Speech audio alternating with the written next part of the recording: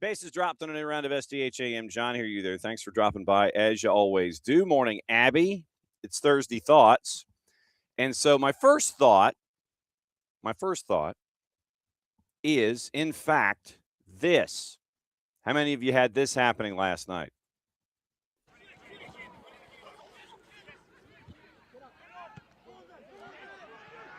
In behind Benasson fall. Benasson fall, the cross, knocked down, and in! Asphalt pull ahead! The waiting minutes!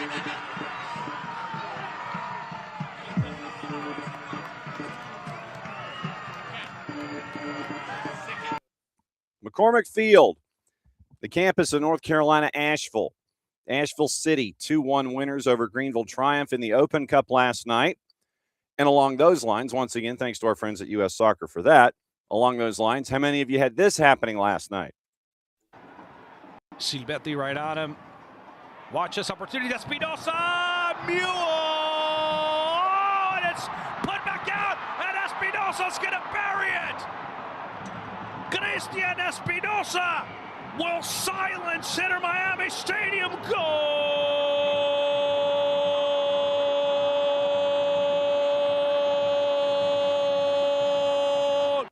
And this is March Madness. Sorry, that's another sport. Anyway, Open Cup, CONCACAF. CONCACAF went CONCACAF-y a bit last night. Open Cup went Open Cup-y last night. And to let you know, we're going to catch up with Scott Wells, the head coach of Asheville City, on tape today.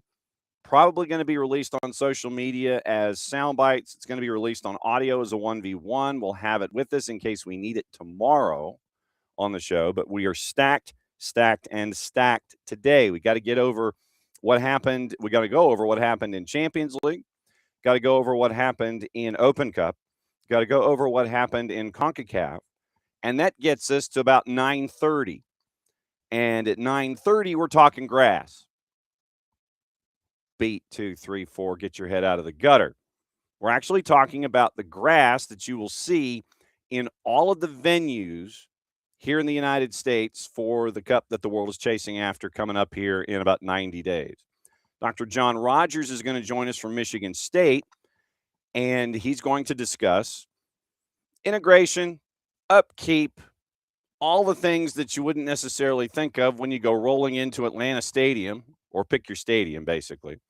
And you're going to see that stuff on the ground and what it's going to take and what it is taking currently to make sure that it is going to be okay and it's not brown and that it functions and that the players can respond to it and you don't have injuries or missteps or anything like that. You know, the jigsaw puzzle's put together, that you don't have any ruts, all those things. We're going to catch up with him coming up 9:30, 9:40, whenever he can join us.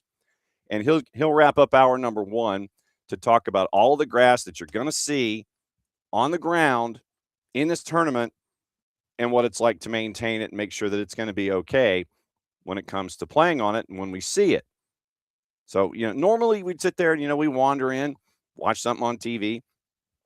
Hey, the players are going back and forth. We're going to talk about the stuff that they're going back and forth on about 9:30, 9:40 this morning when Dr. Rogers joins us from Michigan State. Yesterday, I was trying to reach out to him just to sit here and say, okay, hey, 9:30, 9:40. He was on a turf farm for FIFA. So we're going to find out what it's been like with that, how this relationship came to be, what it's like. Is he on call? Does he have a sat phone? Line to Gianni Infantino, all the things. Coming up bottom of the hour. 10 o'clock is the Power Hour with Nino and Niko. We'll see if and when I emailed the link to our studio space this morning, I specifically put a timestamp on it for Nino because last week, remember, we had sprung forward. He had not. And so he came in to join us at his 10 o'clock, which was 11 our time. So I basically put a timestamp in it when I was writing it So we'll see hopefully in about 50 minutes when Nino Torres joins us, and we gain 10 pounds by looking at all of his desserts, but we talk about everything going on in Portugal, everything going on in South America. Then Niko Moreno joins us. Seattle took care of business in Spokane last night late. We'll see how late it was for Niko. Then we'll get into everything that's going on in Major League Soccer, kind of start your preview of the week with him here. We are still efforting a couple of guests for tomorrow. We'll see if KCD can join us, and she is not in any kind of encased tomb in Fort Lauderdale as she gets ready to go to St. Louis. We're efforting DC United opposition research, and we're also efforting other things as well that we can just as easily get into whenever we get into them. But that's the rundown. So today it is turf, it's grass. It is grass, it is Nino, it is Niko. Scott Wells on tape from Asheville City. That's going to happen, and that'll be out this afternoon as a part of all of our programming. We don't have a high school game today, so tomorrow is our next high school game, and it's the doubleheader in Cedartown. Dalton and Cedartown, going to be from Doc Ayers. I think it's 5 and 7. We'll be out there. Jason and I will be out there, and it'll be our first trip to Cedartown. We'll catch up with them. Dalton and Cedartown, the games of the day, brought to us by our friends at Kaiser Permanente all season long. And it'll be fun to be out there in Cedartown for Dalton and Cedartown tomorrow afternoon and evening. Okay, now let's get into anything and everything that is going on around the planet. Now, since we mentioned Open Cup and we mentioned what was going on there specifically. Now, we started with Open Cup first. So yesterday, here's what happened in Open Cup. It was Chattanooga FC needing a while before they knocked off Kalanji Pro 2-1 at Fort Finley. And they now have, they meaning Kalanji, they now have the youngest ever goal scorer in the history of the Open Cup. And in that, it is the son of a head coach. It is, you ended up with Braden Kalanji, part of the Kalanjis of Kalanji Pro Profile, 14 years old, youngest scorer in Open Cup history.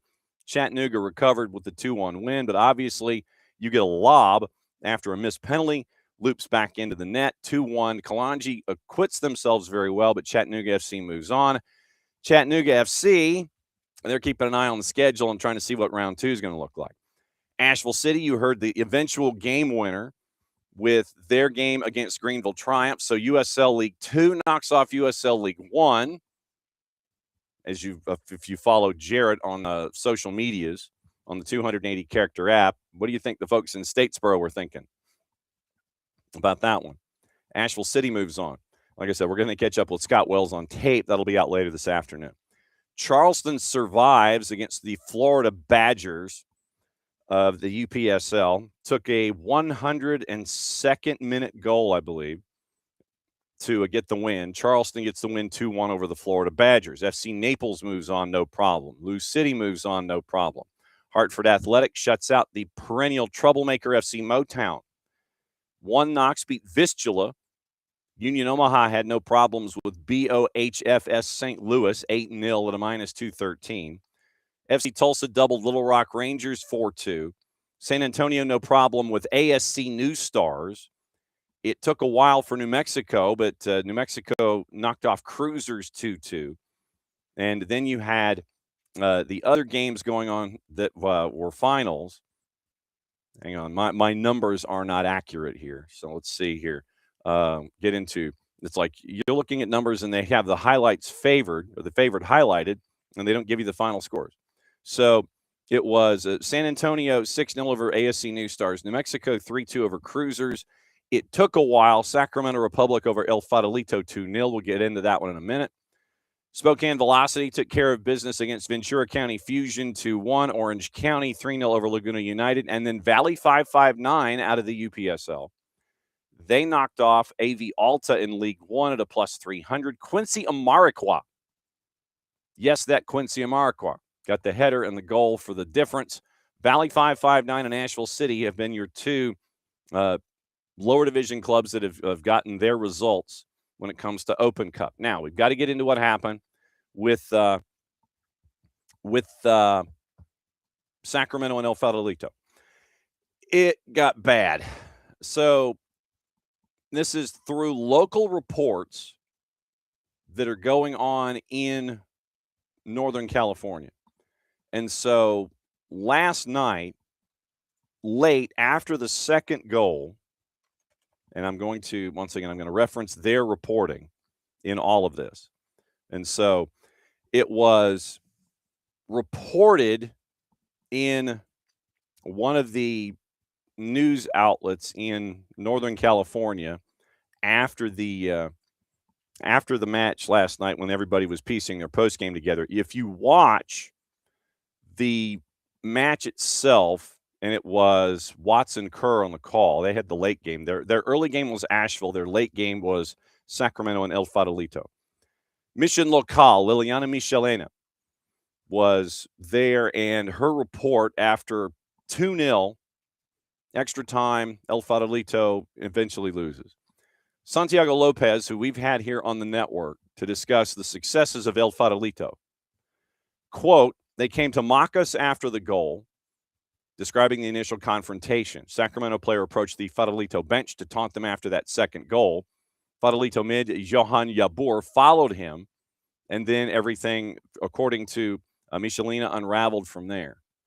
Then, and there's video that has been posted, so I will give you, as part of required reading, the link to the article in and of itself. And you're right, Abby, I do need to have Kevin on. I agree.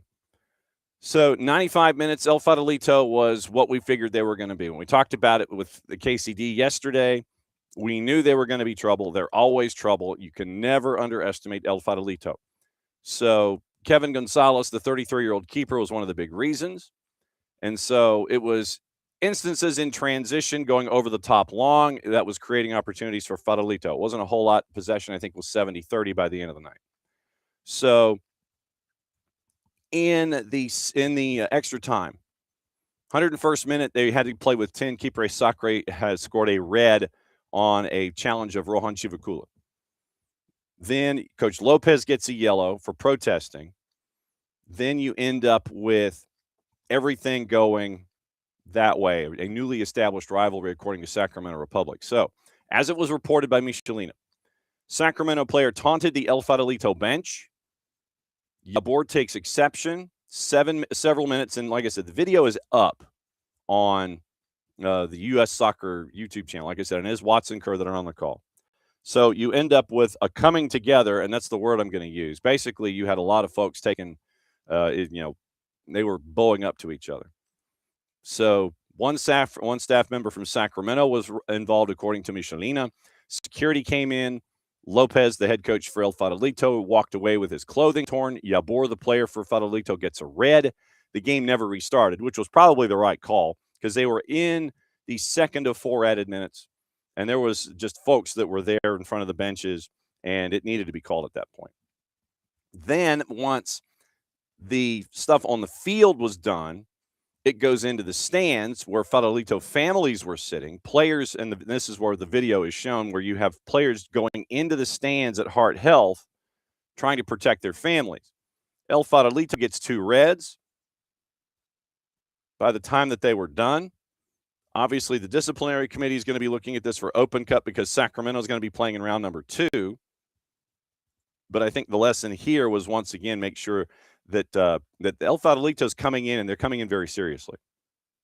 So El Farolito, it was a long night for Sacramento Republic. They survived, but at what cost? We'll see what happens in round number 2. So that was Open Cup. Today, you have another 7 matches starting at 6 o'clock.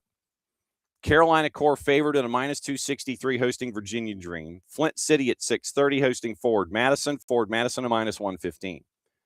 Charlotte Independence hosting Ristosi at a -200. Ristosi is a +359. 7 o'clock, Lexington and Flower City Union. Lexington, big favorite, -769. Westchester SC hosting Central New York Renegades at a -133. Tennessee Tempo at 8 o'clock Eastern hosting Chattanooga Red Wolves. Chattanooga Red Wolves and FC lingering right around the corner.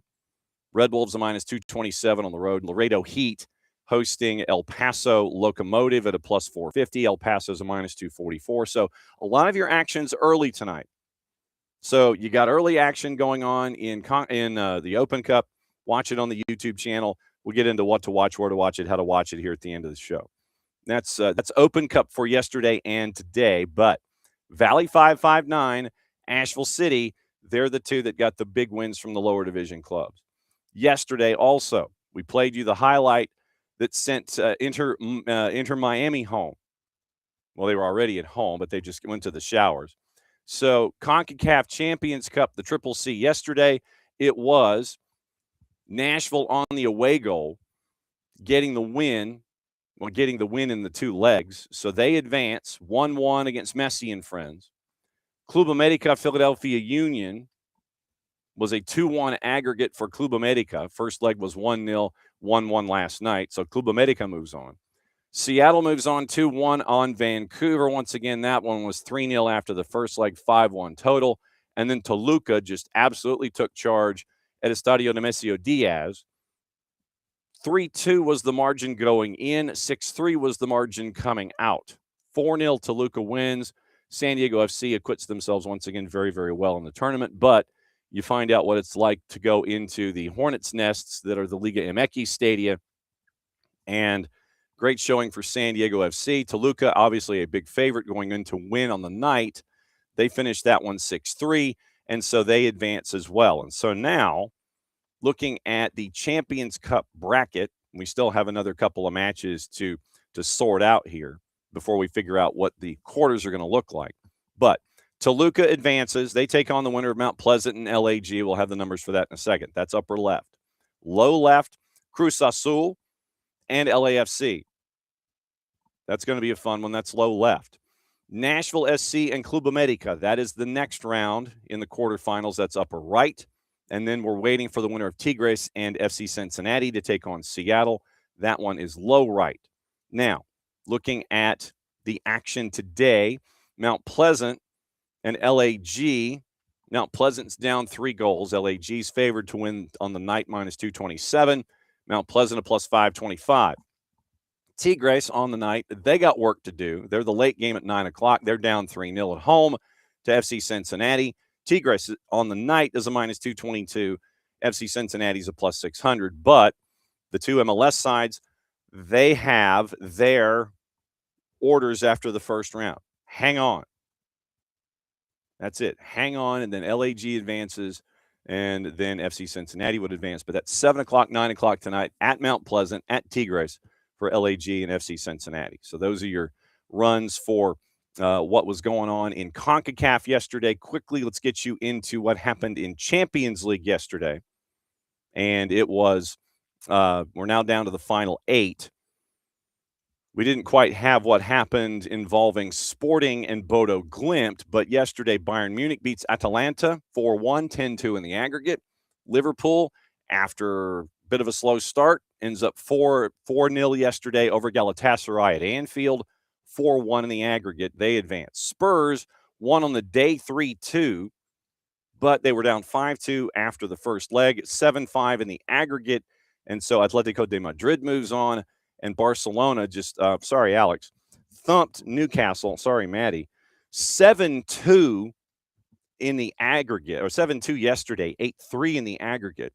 And so those were the 4 winners yesterday, 7-2. And literally first half it was humming right along, and then Barcelona just dropped the hammer. Sorry, David. So, yes, it is David, it is Alex, it is Maddie. The 3 of you, I don't even want to know what the cameras were looking like that were in your viewing area. But 7-2 Barcelona over Newcastle yesterday. So now that sets up your round of 8, and it's April 7th and 8th for the first leg. Real Madrid hosting Bayern Munich. Bayern Munich favored at the moment. Of course, we have a good 3 weeks before we figure it out for real. Sporting at home hosting Arsenal. Arsenal favored right now. Then on the 8th, it's Barcelona and Atletico de Madrid. Barcelona favored at the Camp Nou. And PSG and Liverpool, that one is PSG on the minus side at a minus 105 at the Stade de France, taking on Liverpool, who's a plus 280. So that's Champions League. Now, today we've got Europa and Conference. So Europa League, after what happened yesterday in your results. It's results, not outrights, John. Hit the right button. So yesterday you had the one Europa League result, and it was Braga 4-0 over Ferencváros. And so they advance 4-2 in the aggregate. Ferencváros had the 2-0 lead. Braga scored 4, and it's now Braga moving on. Today, 4 o'clock, actually 1:45, you've got 3, and then at 4 o'clock, you've got 4. Nottingham Forest favored at Midtjylland on the day. Midtjylland leads 1-0 heading into the second leg. Midtjylland, by the way, at home is a plus 210. Lyon and Celta de Vigo 1-1 after the first leg. Second leg, Lyon is a plus 110 favored. Celta de Vigo a plus 260. Freiburg and Genk. Genk leads 1-0 heading to Freiburg. Freiburg is favored on the day at a minus 167. Genk a plus 450. 4 matches at 4 o'clock. Porto leads Stuttgart 2-1. They are a favorite at home at a plus 150.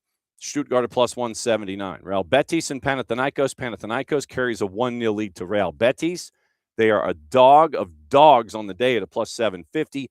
Betis a minus 238. Villa and Lille. Villa leads Lille 1-0. Favorite at home at a minus 152. And Lille's a plus 4.25. Bologna and Roma tied after the first leg. Roma favored on the day at a minus 141. Bologna is a plus 400. Now, getting into Conference League. All 8 matches are today. 4 of them at 145. 145. The others at 4.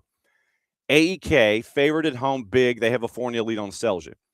AEK Larnaca is a dog at home. Crystal Palace, goalless draw after the first leg. They are minus 175 on the road. Keep an eye on that one in Cyprus.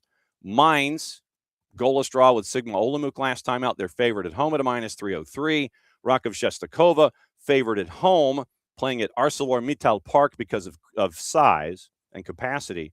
They're a plus 140 on the day. They're down 2-1 heading into the second leg against Fiorentina, 4 o'clock. Rayo Vallecano favored on the day at a minus 161, and they had 3-1 on Samsunspor after match 1. Shakhtar at the Centerise Arena is a 3-1 lead after the first leg, favored into the second leg against Lech Poznan at a plus 110. Poznan's a plus 2.25. Sparta Prague down 2-1 to AZ Alkmaar, favored at home on the day at a plus 129. AZ Alkmaar is a plus 190. Strasbourg and Rijeka. Strasbourg favored at home on the day at a minus 250. They're up 2-1 heading into the second leg. Rijeka is a plus 700. So a lot of home favorites on the day. A couple of margins that would need to be overseen, but this will get you to the round of 8 after today. And then first thing Friday morning, we'll know the draw and the times for Europa and conference and everything else going forward. So that is the quick and abbreviated rundown of anything and everything going on in Europe when it comes to tournament play. So we've covered Conference League, we've covered Europa League, we've covered CONCACAF, we've covered Open Cup. Take your breath. That's a lot to get into in a very short period of time. Like I said, we've got the tour of the planet coming up, whatever's on the mind of Nino and Niko in Major League Soccer as we start our getting ready for all of that. That's going to happen in hour number 2. And I can't wait to see where Dr. Rogers is. Is he in his office in East Lansing? Is he on a turf farm?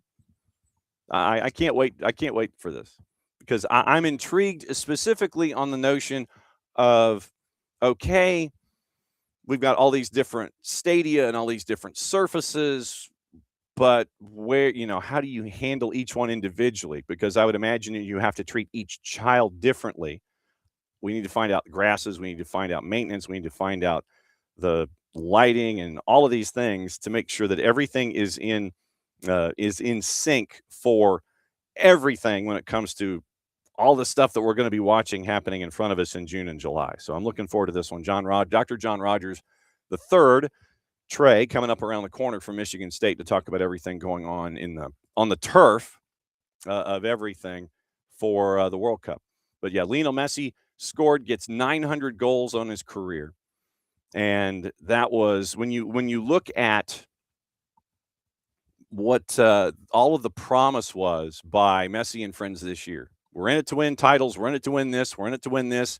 But you get bounced out of the hemispheric tournament, which means you're not going to get in. You're not going to win there. You're not going to get into the Club World Cup, and it's going to be, that kind of a trickle down going forward. So what happens this time next year? You're going to get back in, obviously, into the Triple C, but that means you got to work that much harder. So it will be intriguing, to say the very least, what happens there when it comes to anything and everything going on in CONCACAF. Checking just, with stories and sources and everything. Actually, tell you what, let's do this. Since we talked about all of the tournaments and stuff, let's do where to watch, what to watch, where to watch it, and how to watch it. Brought to us by our friends at Fanatis, fntz.co/soccer down here. You want to start your day the right way. What you do is you start it with our friends at Fanatis. You can add to the streaming services that you have, and you can catch anything and everything going on BN. You get all the BNs, which means you get AFCON, you get the Polish League, the Turkish League, the French League, you get the French tournaments, you get all of the tournaments in those countries, you get South America, you get access to Tigo Sports, you get access to CATV, you get access to a lot of the A and B divisions in South America. You get TSA out of Argentina, so you get to learn about what's going on there. You get TVV if you want to add Venezuela to your package. But if you have a certain cable system and you have the Spanish-speaking package, you get TVV as a part of it. Just have to know where to look. But you can get all that at Fanatis at fntz.co/, I'm left-handed, soccer down here. Now, Thursday, CBS Sports Network has Europa League at 1:45, Midtjylland and Nottingham Forest. FS1 has your doubleheader in the Triple C and CONCACAF, the Hemispheric Extravaganza at 7 and 9. 2 to NA, Midtjylland, and then Roma and Bologna is at 4. They're simulcasting CONCACAF. Unimas at 4 has Roma and Bologna. Fox ONE has your CONCACAF. MLSNextPro.com on YouTube and OneFootball has NYCFC 2 and Toronto FC 2 at 7 o'clock. Paramount Plus has access to all of the 15 matchups in Europa League and Conference League that are there. YouTube, US Soccer YouTube channel has your 7 matchups, 1 at 6, 2 at 6:30, 1 at 7, 1 at 7:30, 1 at 8, and 1 at 8:30. Women's side, CONCACAF's U17 Championship continues on Fox Soccer Plus. Nicaragua, El Salvador is at noon. Panama, Mexico is at 2:30. Haiti and the United States is at 5. The U.S. put 19 on the board the first time out in the U17s. FS2 is showing Dominican Republic and Canada at noon as a part of their day. Fox ONE has the 2 matches at noon, the one at 2:30 and the one at 5. And that's all the stuff that's on. That's a lot of stuff. But once again, you can get that at Fanatis. Maybe if you were looking for other tournaments in other countries and things like that, watch what's going on in South America. I blame Jason for getting me hooked on Fanatis at fntz.co/soccer down here. And so that's how you end up with anything and everything that you haven't watched, that you don't have at the moment. And there you go.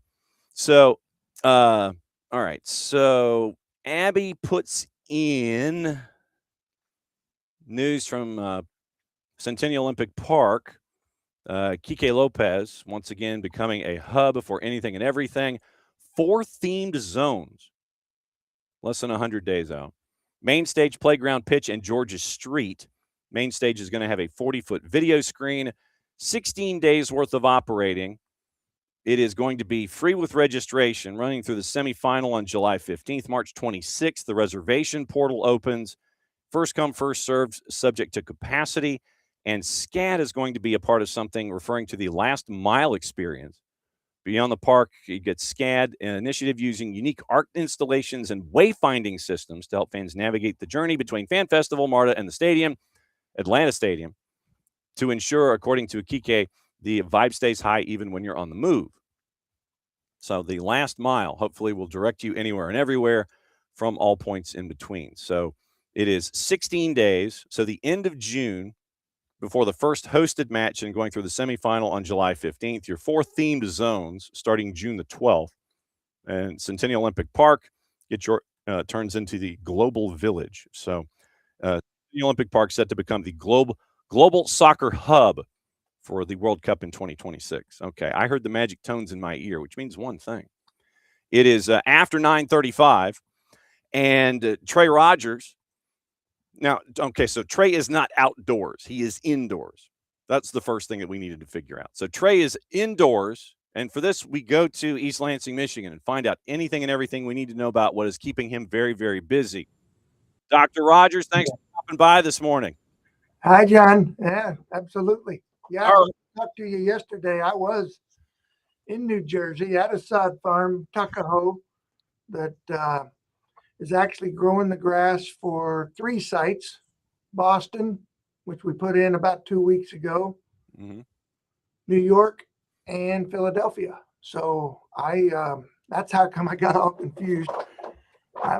Monday, I was in the state of Washington, looking at a sod farm that has the grass for Seattle and Los Angeles. So it's world travel right now. Hey, as long look at either 53 cents a mile, or if you're getting the frequent flyers and all the hotel points, it's got miles and points, Doc. That's all good. Sure, I got a lot right now. Hey, that's fantastic. I wanted to ask a couple of different ideas here, and you mentioned all the miles that you're putting in, whether it's New Jersey or Washington State or what have you. How many different venues venue grasses are you overseeing right now? Is it all 16? How many of them are you physically keeping an eye on as they're getting installed? I would say between myself and the University of Tennessee, my colleague John Sorokin, we're at all the sod farms, and so we're looking at all 16. Now there are a few that are already in, right? So, Mexico's or Guadalajara and Monterrey are already in because they've got to play those play-in games at the end of March, right? Mm-hmm. And Mexico City, we actually seeded because we changed completely their grass type, and it was probably best that we went ahead and seeded their grass, and it's the same species as we're using in Boston or any place where we'd be using cool season grasses. That's an interesting story in itself, but no, we're seeing all of them. We're seeing all of them. We're looking at all of them right now because most of them start getting installed in about now. San Francisco's just went in, and the thing, John, that probably most people don't get a good feel for. Yes, this is 3 countries. Yes, it's 16 sites. But unlike the last 2 World Cups, this is my opinion, but unlike the last 2 World Cups where they were basically in places where one person kind of called the shots, that's not the way it is in these countries, right? There's 16 kingdoms. Mm-hmm. And so each one of these people, as long as they meet the regulations that FIFA wants them to do, then how they get to the Rome is kind of up to them. And you got Houston, for example, that they want to put theirs in at the last minute because the rodeo dominates. Oh, yeah. They do. Okay. So, and Dallas has said, no, we'll give you the field fairly early. They're building their field right now and have been for the last 2 weeks. So every stadium, every city gets to call that shot, until they get to X day, mm-hmm. what they call the exclusive use period, then FIFA takes over the building. How many different grasses are we talking about here for each of these different venues? Because I would imagine that in its own subset is its own set of issues that you and the folks at the University of Tennessee have to juggle and figure out, okay, this works here, or is there uniformity when it comes to all this stuff? No, it's two basic grasses. There's a warm season grass, which is Bermuda grass, mm-hmm. which is what we play on, in places like Miami and certainly in Monterey. And then we have a cool season grass, which is a combination of Kentucky bluegrass and perennial ryegrass. And then sometimes it could be Kentucky bluegrass by itself. And these are going in 11 of the 16 stadiums, and most importantly, all 5 dome stadiums. Okay. So all 5 dome stadiums will have the exact same grass. When you are trying to go indoors versus outdoors, I mean, obviously, I've been inside Mercedes-Benz. Atlanta United is playing on it right now for their Major League Soccer season, so they can get adjusted to it, so they can still have their schedule and still be ready for the World Cup at the same time. I'm seeing the pink UV coat hangers. They're there, to make sure that lighting, right? Yeah. So when it comes to navigating indoors versus outdoors and Kentucky bluegrass outdoors with the rye mix and how different is maintenance indoors and outdoors when it comes to the same grass types? From that standpoint, we're trying to make the maintenance fairly similar. And Okay. that's what allows us to have what we feel like will be a uniform system. So if we didn't have those grow lights, if we weren't able to pinpoint how much light we needed to put on that plant every day to make it react as though it was outside, then we'd be talking about a different story.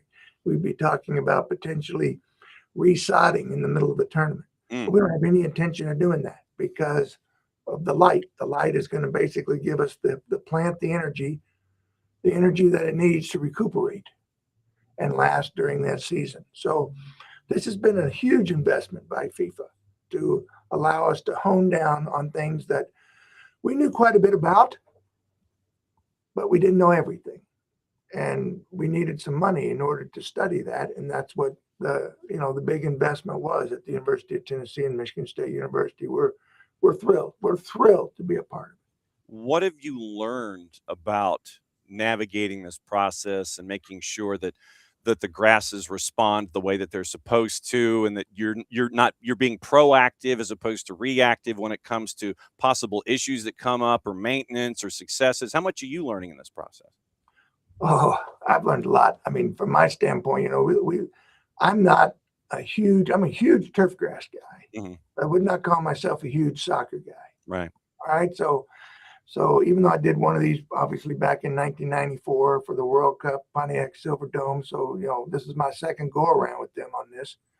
But what I've learned is how much effort goes in by these field managers to keep the surface clean. Mm-hmm. And I've learned what we call that hygiene, meaning they want to pick up the clippings. They want to, you would almost like it when you can look down as a soccer player and not see anything but the brown soil in between the grass blades. Mm-hmm. And what that does is that allows that grass plant to recover and have room to recover. Okay, so this is something that, yes, we've known about, and now we've really quantified it. And yes, this will be a big key in making us have a successful tournament.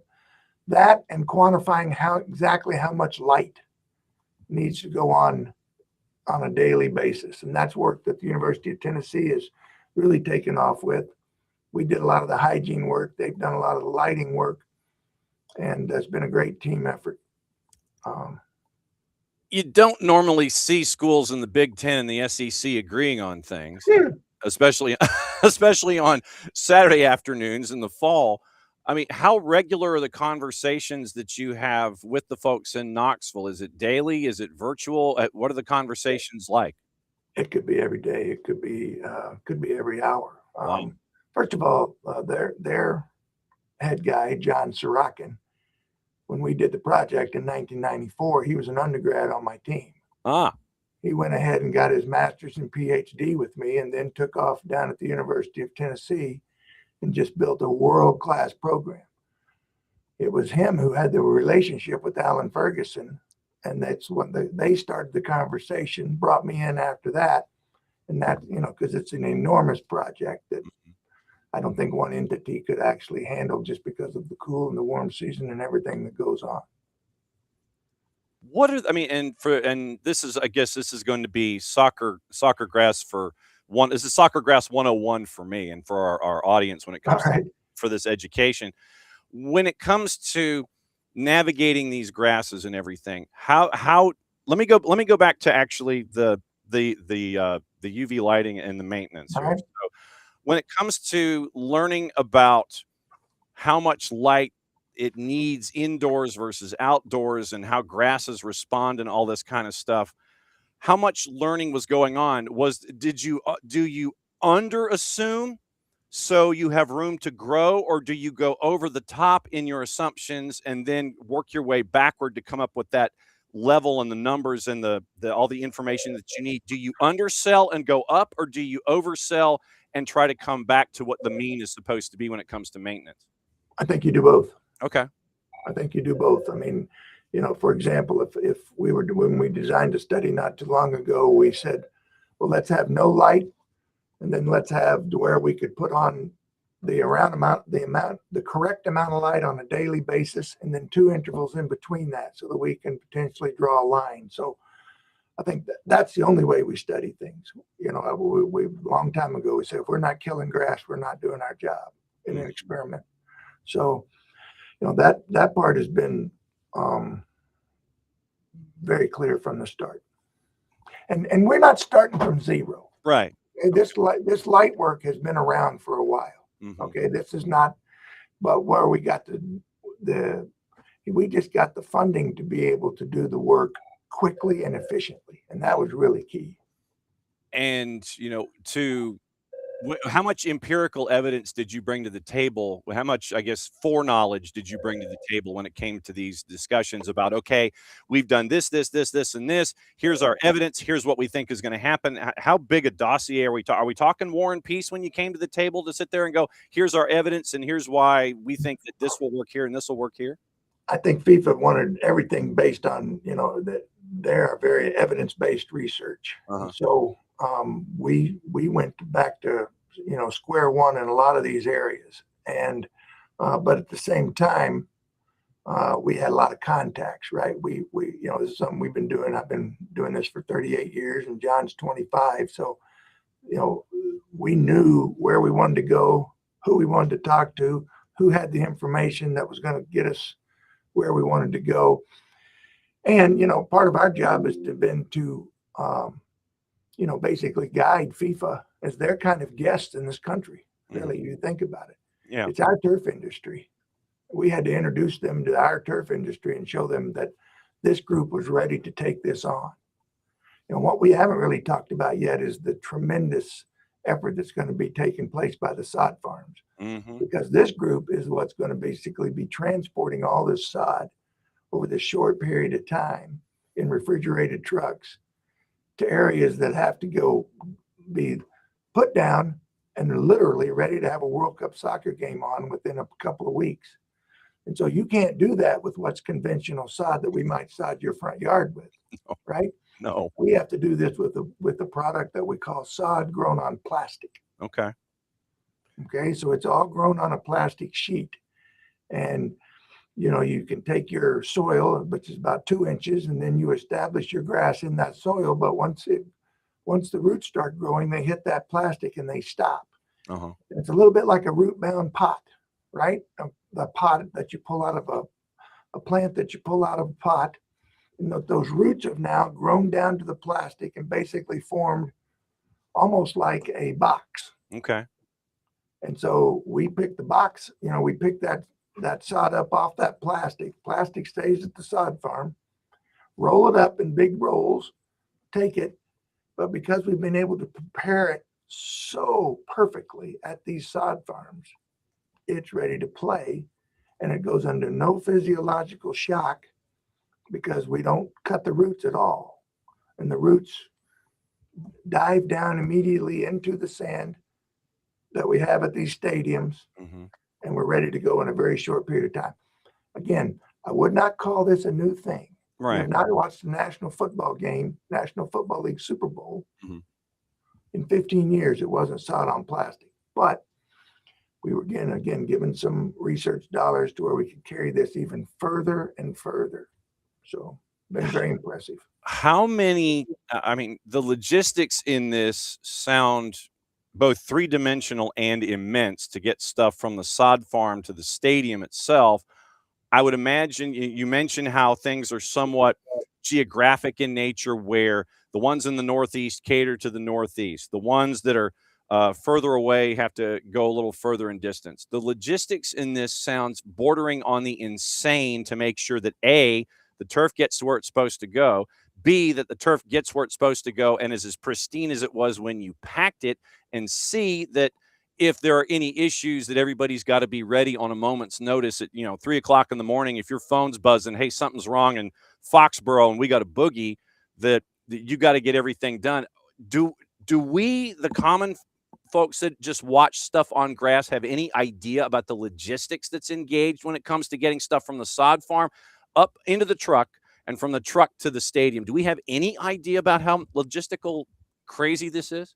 No, this is not a group that brags to you. It's like, it's like when you walk into your grocery store and you see a big rack of raspberries, you just buy them, right? Yeah. Or whatever you buy, and it looks good and you buy it. And if it doesn't look good, that's when it gets your attention. Because when it looks good, you've been used to it looking good all this time. Mm-hmm. That's how good these guys are. And that's one of the things that we were able to sell FIFA on. You've got this big operation. You want to go in 5 dome stadiums. You want to go in 3 other stadiums that don't ever have grass in it. And you want to do it in a very short window. We've got the solution. It's our sod farms. It's sod on plastic. Yes, we've got a few things that we have to answer, but this group will answer the bell.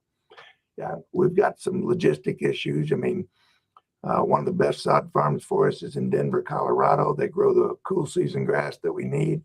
And so during the month of May, they'll be trucking it to Atlanta, Georgia, Houston, Texas, and Dallas, Texas. And so, yes, that's a long ways. And Washington will ship their sod all the way. One of them will be very short to Seattle, but the other one will be all the way down to Los Angeles.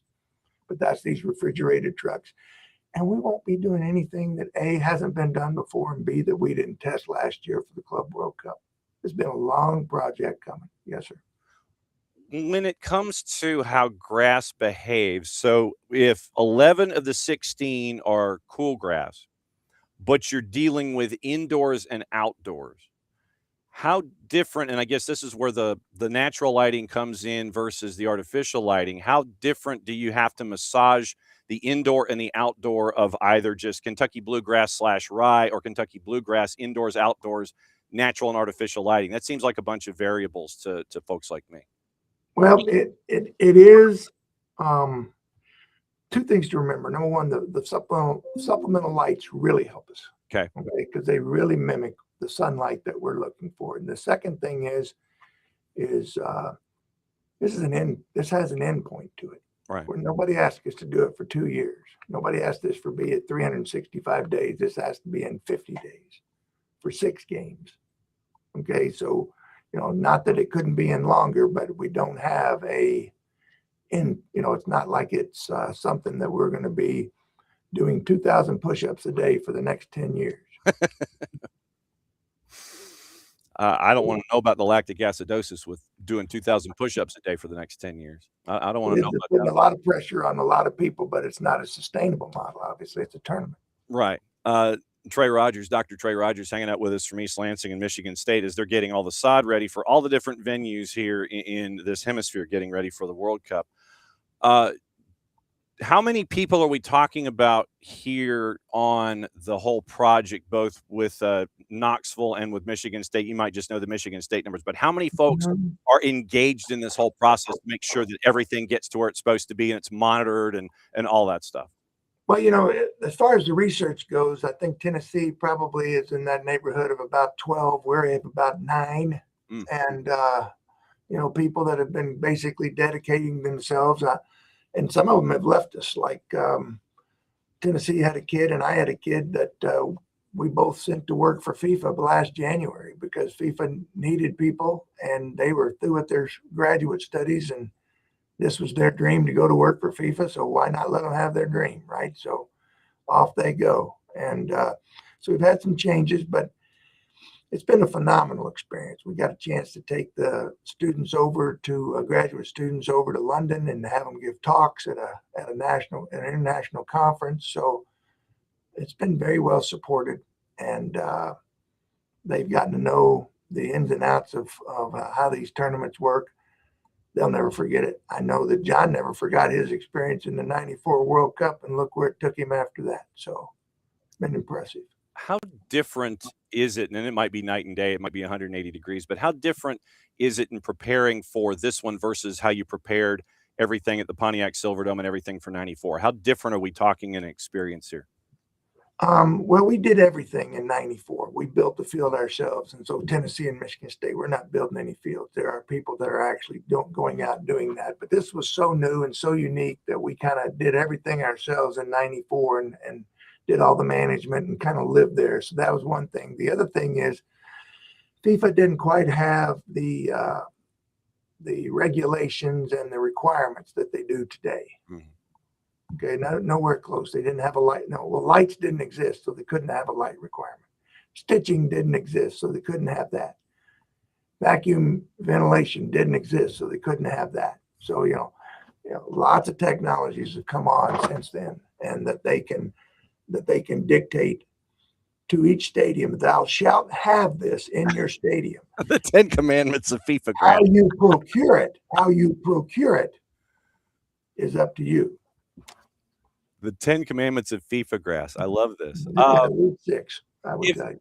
If there was one overarching message for the soccer fan that you would like to put out into the soccer environment for this tournament, with all the work that you and the folks at the University of Tennessee are doing, what is the one overarching message or appreciation or just, grass 101 piece of knowledge that you'd like to have soccer fans carry with them as they go and see this tournament and come out the other side?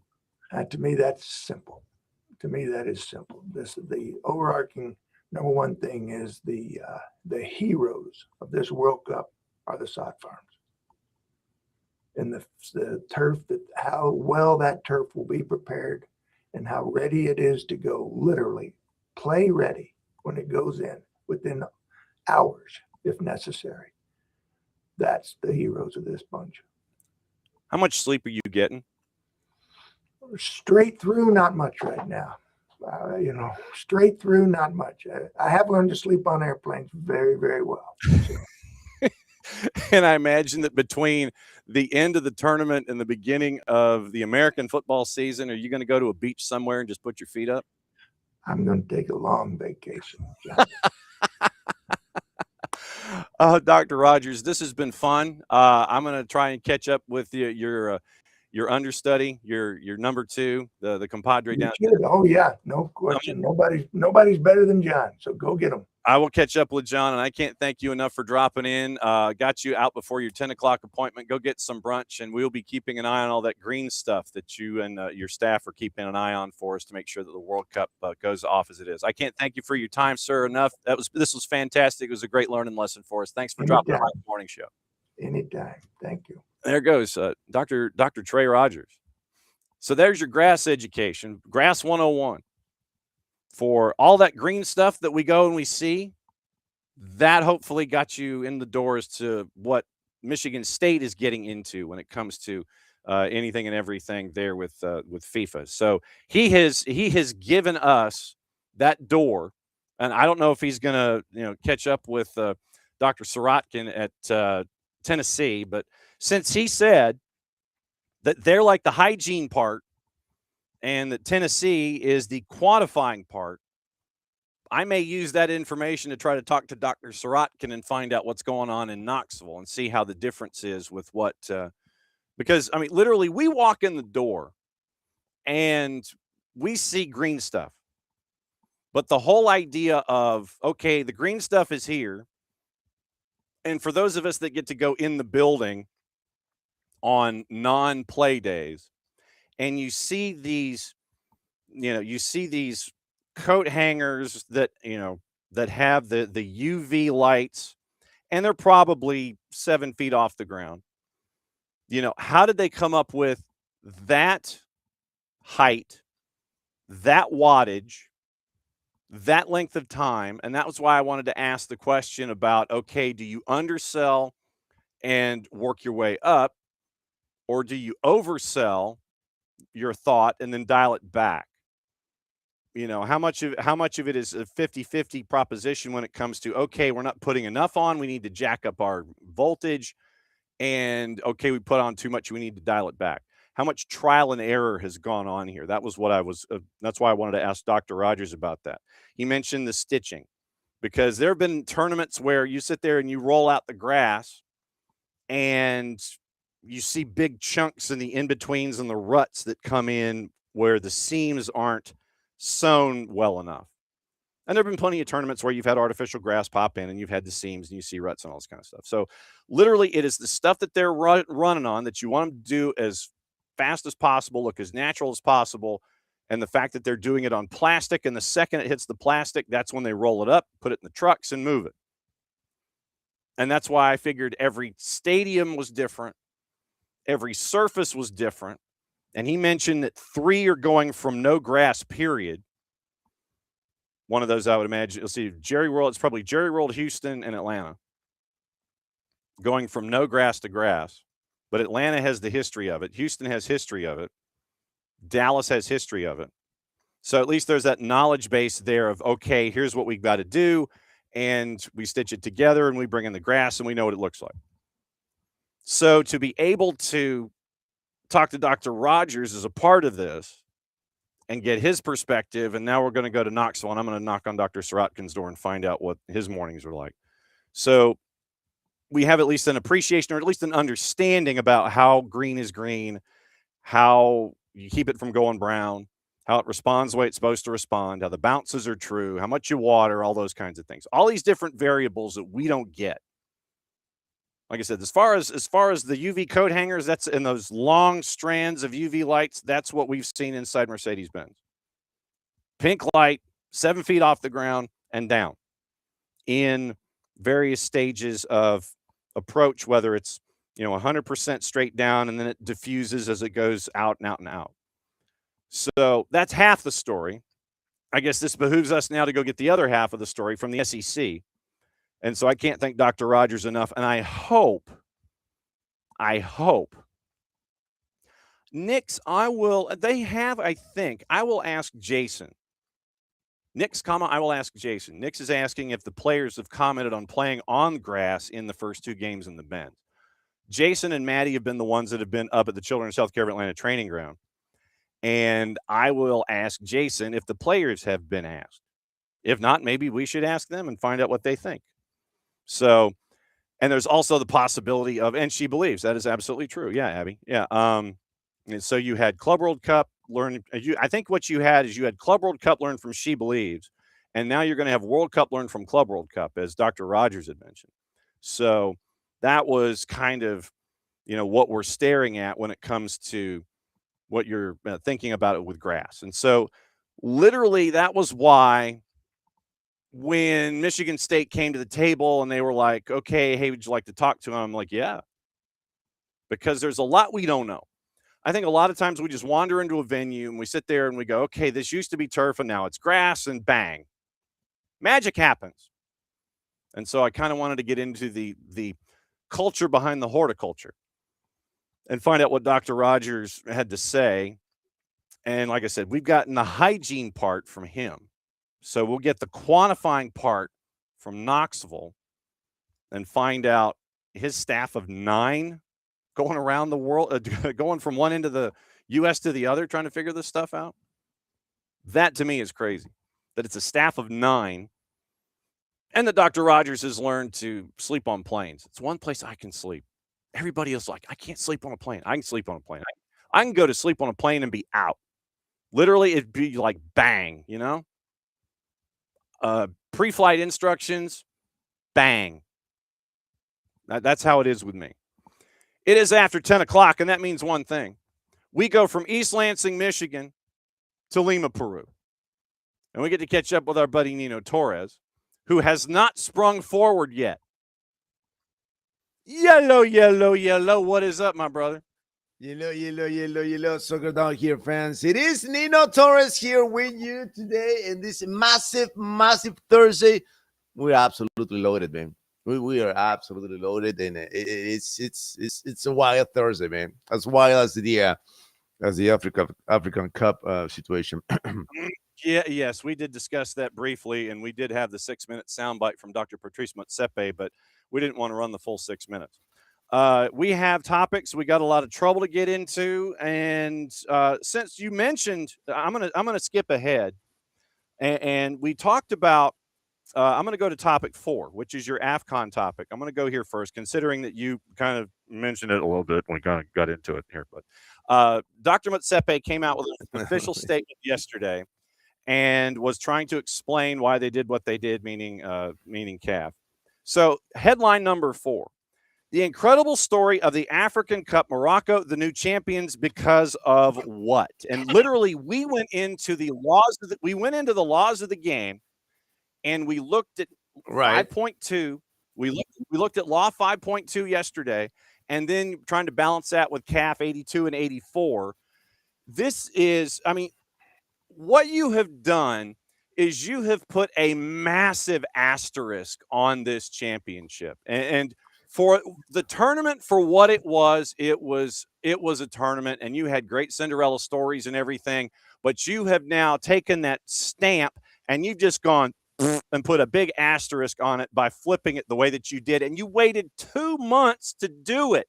That's the other part of this. If you had a beef, do it immediately. Here's what I said yesterday. I said, go, after it's all over, everybody's mad in a hornet's nest. Do the walk in front of the CAF hotel where everybody's got the fancy rooms. You put all of the cameramen and the TV lights. You sit there and they see everybody doing the walk into the lobby of the hotel, going to their conference room and having their meeting. You do that the night of at like 2 o'clock in the morning. Hey, we're going to have an all-night session and figure this out. No, we're going to wait 60 days. What are you doing here? Proceed, sir. I got fired up.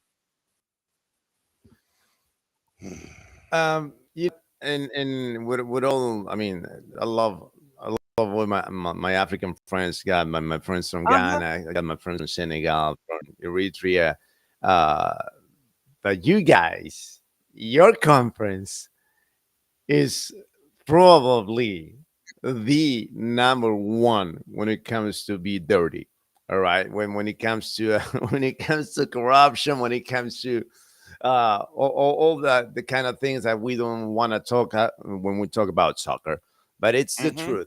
It's the truth, and all because of the people who runs the show in lots of countries in Africa. They're just dirty, man. They're just so corrupt that's the first word that comes to my mind right now. When it comes to this, this is a corruption, and now what are their interests in here? Who pay who? I mean, I'm not accusing anybody, right? But it's many presidents, not one, not two, no, there's like 15 presidents in Africa when it comes to corruption, when it comes to take decisions, when it comes to the situations with the referees. That you see teams beating 32-0 in a championship. There's way too many aspects and way too many data that backs up the statement that this is a corruption case, and this is we're gonna find out eventually in 56. This is going to come out this story. Hey, you know what happened in the African Cup in 2026? Well, this happened right here. This guy paid this guy, and this is what happened because this guy didn't like the other guy that was in war who with the other guy. That was, I mean, that's the story that we don't know yet. It's going to come up. Not today, not the next week, probably in 5-10 years. Okay? But that's what's going to happen. We're going to know the truth when by the time when we know the truth. It won't matter. It won't matter. But in the meantime, Senegal, like, okay, you took it away from us. We're going to the task. All right, we're going to Switzerland, and we'll see you there. All right, we're gonna meet my lawyers there, and we're gonna present the case because they have a strong case. They have a strong case. Okay, so again, and now this is crazy, right? Because it's on the topics that I sent you. There's this is connected to one of the topics that we're going to talk about today. About complain on trying to get things dirty outside of the pitch, right? If I can send my lawyer to do this to you, if I can send a document that can do this to you, that can hurt you, we'll do it. I'm going to get into a fight between your lawyers, my lawyers, and the conference lawyers. That's what we're going to do. It's related. Some of the topics in there, so it's wild, John. It's wild. Okay, so then is it topic number one that you have? Is that the one that's related? Yep. Okay, so we're going from topic 4. See, there he goes. Coca-Cola, man's there, but it's got to be in a glass. It's got to be in a glass. It's got to be in a bottle, man. Plastic doesn't taste the same. Okay, topic number 1. Universitario. It is a bottle. It's got to be. Uh, Oh, it is a bottle. Okay, cool. Just checking. Because plastic, plastic, it doesn't taste the same. Topic number 1 he has on his list. Universitario, racism, Alianza Lima, legal battles, and Liga 1 chaos. So I would just ask, once again, I know that you're going to bring facts to the table, and I know that you're going to bring opinions. Just once again, just facts to the table, and I know that there's probably going to be a little anger attached to it. So just proceed, sir, with topic number 1. I'm listening to you.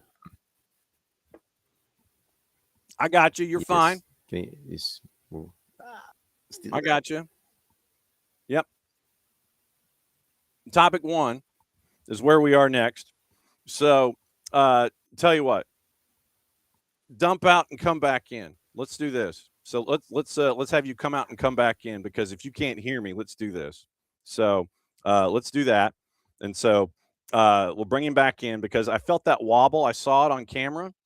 And so topic number 1, Universitario, racism, Alianza Lima, legal battles, and Liga 1 chaos. And so this is where he's going to be coming in and talking about everything in Peru that is tied along the same topic that we had with the African Cup and Morocco. And yeah, that got me fired up yesterday. So we'll see what happens with, I don't know what's going on in Peru, but that is why when Nino comes to the table, he brings this stuff out of South America, where he's plugged in and has all of his answers and all of his stuff that he brings in every single Thursday. So he has going on what was going on there. So hopefully he can dial back in and we can let everybody know what's going on. So let me go with a couple of quick things here when it comes to breaking news in NWSL. Houston's acquired $800,000 in intra-league transfer funds, $200,000 in expansion allocation funds from Denver in exchange for Yasmin Ryan, Delaney Sheehan, and $150,000 allocation funds, $100,000 in conditional transfer funds that could raise the total to $1.1 million in funds for the Dash. Transaction also includes conditional sell-on fee tied to future player movement. Okay, now let's bring Nino back in. All right, got you, brother. So, all right, so go to topic number 1. I told everybody what topic number 1 was, so hit me. All right, guys. You can hear me okay? We're good now, right? You got it. Hit me. All right. So this is the situation what happened, right? Universidad Deportes played UTC Cajamarca, and there was a late penalty. And but first off, I gotta mention this, that the goalie of UTC Cajamarca is a former Alianza Lima player and an LA fan. That already provoked the Deportes many times every time that he went to the stadium, right? Let's put that in context first, all right? All right. So then it was a late penalty, and they were behind the fans behind the goal were chanting Tunche, Tunche, Tunche, which is the player who created the penalty, who forced the penalty inside the box. Okay. But apparently, this is how the events went. Angelo Campos, the goalie, talks to the referee and mentions that it was a racism, that he heard something racist. Okay, then you do that. I'm like, all right. So the guy, they activated the good, right? The signal, racism, fact, and everything. All right, game over, penalty, la la la. Okay. There was an investigation. There's a video from the fans that were behind the goal that clearly you can hear clearly Tunche, which is the nickname of Universitarios player. Right. And you cannot hear anything, any racist phrase or saying or nothing. The only thing that you can hear is Tunche and you, which is Universitario. When you say I don't know, whatever. So there's nothing racist in there. Okay. But apparently the goalie Campos, I don't know, out of the blue, he heard something racist, and then the whole thing created. Now it goes to the disciplinary commission of the Liga Uno, because the referee has to send the report and all that, right? So they were evaluating the situation, whether first you got to confirm that there was a racism act in there. Right. Can confirm there's nothing, there's no way to confirm that. And Universal presented all the videos, because they only got one camera.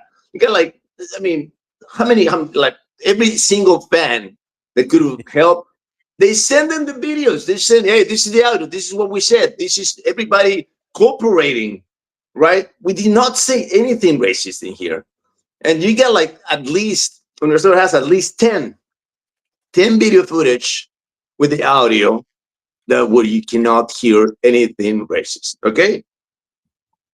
But what happened? Alianza Lima, who's not playing, Alianza Lima doesn't have, they were not playing in this game, right? They presented a document, all right? They presented a proposal to close the stadium because of racism. Oh boy. All right. Okay. It cannot be tolerated.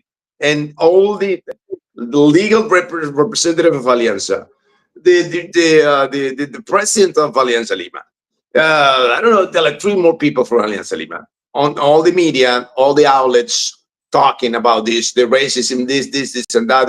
The stadium should be closed. The stadium shouldn't be banned. They should be penalized for at least 4 or 5 rounds, or they have to play in an empty stadium. Jenny, you know who Universitario de Portes plays in a couple of rounds? Okay. You know who they're playing against at the Monumental? I got a guess. Go ahead and hit me. Alianza Lima. Uh-huh. Yeah. Uh-huh. So why would I be so passionate about this anti-racism within the next 2 rounds? I'm going to play this club at their stadium, and I want them to play in an empty stadium because of this. Mm-hmm. That's the case. Yeah, it is. And this is, again, Alianza already got one done, right? Because they complained about a situation that happened with Universitario in a game that Alianza Lima was not playing. It was playing Universitario versus Cristal.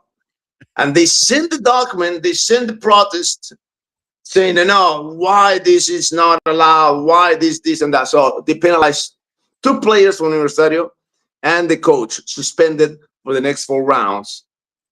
And Jairo Concha suspended for 2 rounds because of the protest of Alianza Lima. Okay, so that's how it's going. Yeah, John, it's a dirty war, and Universitario de Portes, all right, so you want to play dirty, we will play dirty. So they're gonna, from now on, the president said, from now on, every single game that Alianza Lima is playing is going to be scrutinized by us, and if we find something, we better watch out. The draw for the Copa Libertadores is set for tonight, 8 o'clock. Draw for pots is tonight. Oof. Mm-hmm. We every year we pray that please don't get us Palmeiras, Flamengo, River Plate, all of them in the same group for us. But for the first time in many years, that could be the case, that we don't have to play the top dogs in the group stage, because we are in pot. When you started, Portugal is in pot 2, Cristal is in pot 3. No, I'm sorry, Cusco in pot 3, and Cristal in pot 4. So the possibility that we can have 2 Peruvian teams in the same group for the group stage So that's something right there. And then if we can avoid Palmeiras, we can avoid Flamengo. That's great too.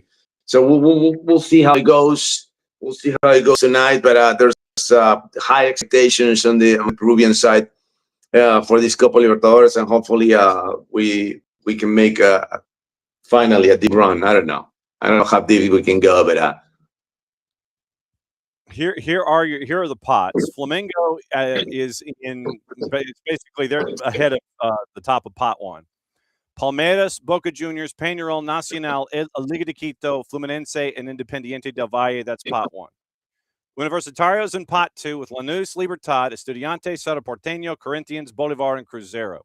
Pot three, Junior, Universidad Católica, Rosario Central, Santa Fe, always ready. I love that name. Coquimbo Unido, Deportivo La Guaira, and Cusco. And in pot four, it's Universidad Central, Platense, Independiente Rivadavia, Mirasol, Independiente Medellin, Deportes Tolima, Sporting Cristal, and Barcelona. How did I do?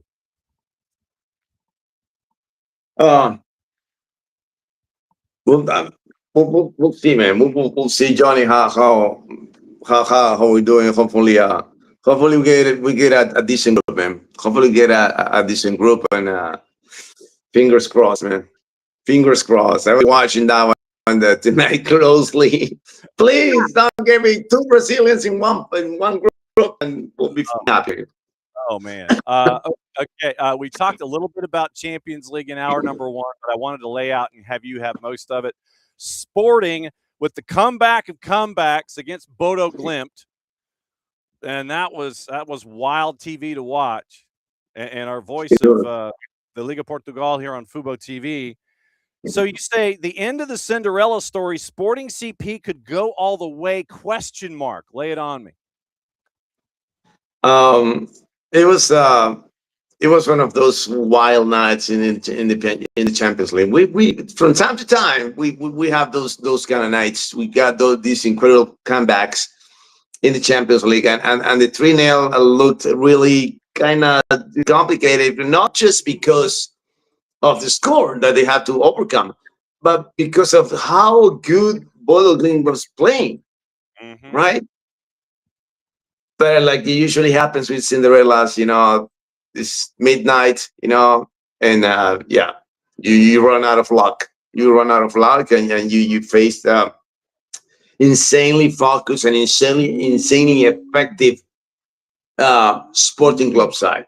So now Sporting will have to face is the Arsenal, right, Johnny? Arsenal? Yeah, Arsenal. There's the thing here. I mean, I know I'm a little bit biased, right? I am a little bit biased because it's a Portuguese team, a little bit, right? Let me just dream about it for a minute or two. But in Lisbon, Sporting couldn't beat anyone in the plan. In Lisbon, outside of Lisbon, it's a different story. But if all these stars are aligned that day, Sporting could beat anyone in the planet in Lisbon. That's what I gotta say. So we'll see. And Arsenal hasn't been, the Arsenal. You got all the trust, you got all the power, you leading your group, you're leading in the Premier League, and then something always happens with Arsenal. Something happens. I don't know. It's a curse. What it is, I don't know. But something happens since it's the Arsene Wenger curse. Since he left, nothing been the same for Arsenal. So I think Wenger has to go to their stadium and I don't know, get a shaman or something, get a wizard. I don't know, man. Do something about it to stop with this nonsense with Arsenal in the international competitions and in the Premier League. I'm gonna keep an eye on this one. They're on the right-hand side, and the draw is Arsenal and Sporting. The winner of that one gets the winner of Barca and Atletico de Madrid, right-hand side of the bracket. PSG and Liverpool. And on the left-hand side, it is Real Madrid and Bayern Munich. That's the left-hand side. Right-hand side, Sporting and Arsenal. The winner of that one gets Barcelona and Atletico de Madrid. That's the right-hand side of the bracket. That's where we're locked into when it comes to the final 8, the round of 8s in the Champions League. So that brings us to the World Cup Chronicles. Before we get into what you're calling this week with Fubo. When victory meets preparation, the Argentina case in Mexico 86. Mexico 86. Mexico 86. That's that was a fascinating World Cup, man. It was fascinating. But I got a story for you about Argentina in that World Cup. Jenny, do you know? Do you have an idea how early the teams arrive to the World Cup? Like, no, usually a week or two. You know, a week or two. They arrive. They do the hotels. You know, get the training facilities, all that, right? Carlos Salvador Bilardo, who was probably the most insane coach when it comes to decisions and preparations. He was a freak, man, of studying rivals and everything else. Right? He was an absolute freak, right? And but he also had these crazy ways to do things. And in his mind, because of the altitude in Mexico, and because of if there is a group of players that have had the most trouble with the altitude, are Argentines and Uruguayans. Those guys from the Rio de la Plata, they suffer the most in the altitude. All right. So he didn't go for 1 week or 2 weeks. He went for 50 days. 50 days prior to the beginning of the World Cup. All right. 50. And the media, it was crazy because when he arrived, he and Argentina arrived to Mexico. This is his famous phrase, right? We're the first ones to come here, but we'll be the last ones to leave. And it did happen. But it wasn't a beautiful story. No, it was not a beautiful story, Johnny, because they stay at a place we have no air conditioning. No air conditioner. The bathrooms were the horrible condition. And they were on top of that, Daniel Passarella and Diego Armando Maradona, the captain of the 1978 World Cup, okay, an absolute legend, and the captain of the 1986 squad. They were not on the same boat. They were not okay. They were not in the same place. But anyway, so the deal is that Passarella got sick with his stomach sick. What's the word for this, man? When you got I don't know. It's got the name of the disease, Johnny, but it's a disease, right? Who was all right? You cannot play, so he did not play. But he stayed. Montezuma's revenge, I think, is what it is. I guess. Montezuma said, you know what? We're gonna give a chance to the new captain. All right. You're going to give a chance to a 25-year-old superstar from Napoli to lead the way this time. You can sit on the bench and go to the podium more times for the rest of the season. But 50 days, Johnny, man. 50 days. And in that span, they only won, they played how many? I think they played 9 friendlies. And they only won one. One. All right. So there was a lot of criticism on Carlos Bilardo, but in the end, his freakiness paid off because by the time Argentina kicks off the World Cup participation, they were on fire, and they were on fire all the way to win the trophy in 1986 because victory meets preparation. No doubt about it. Victory meets preparation. So speaking of which. You've done your prep. Who's going to get victories this weekend? What are you calling on Fubo TV, my friend? This is after I called the last 2 games of Porto. There's absolutely no way that they're gonna drop any more points from now on. You know, they lost during a partition. They were not scary anymore, right? So the rivals were like, okay, we can get points out of you, we can beat you, and they dropped points in the last. Out of the last 5, they dropped points. Drop points, I think 2 times or 3 times. Okay, not anymore.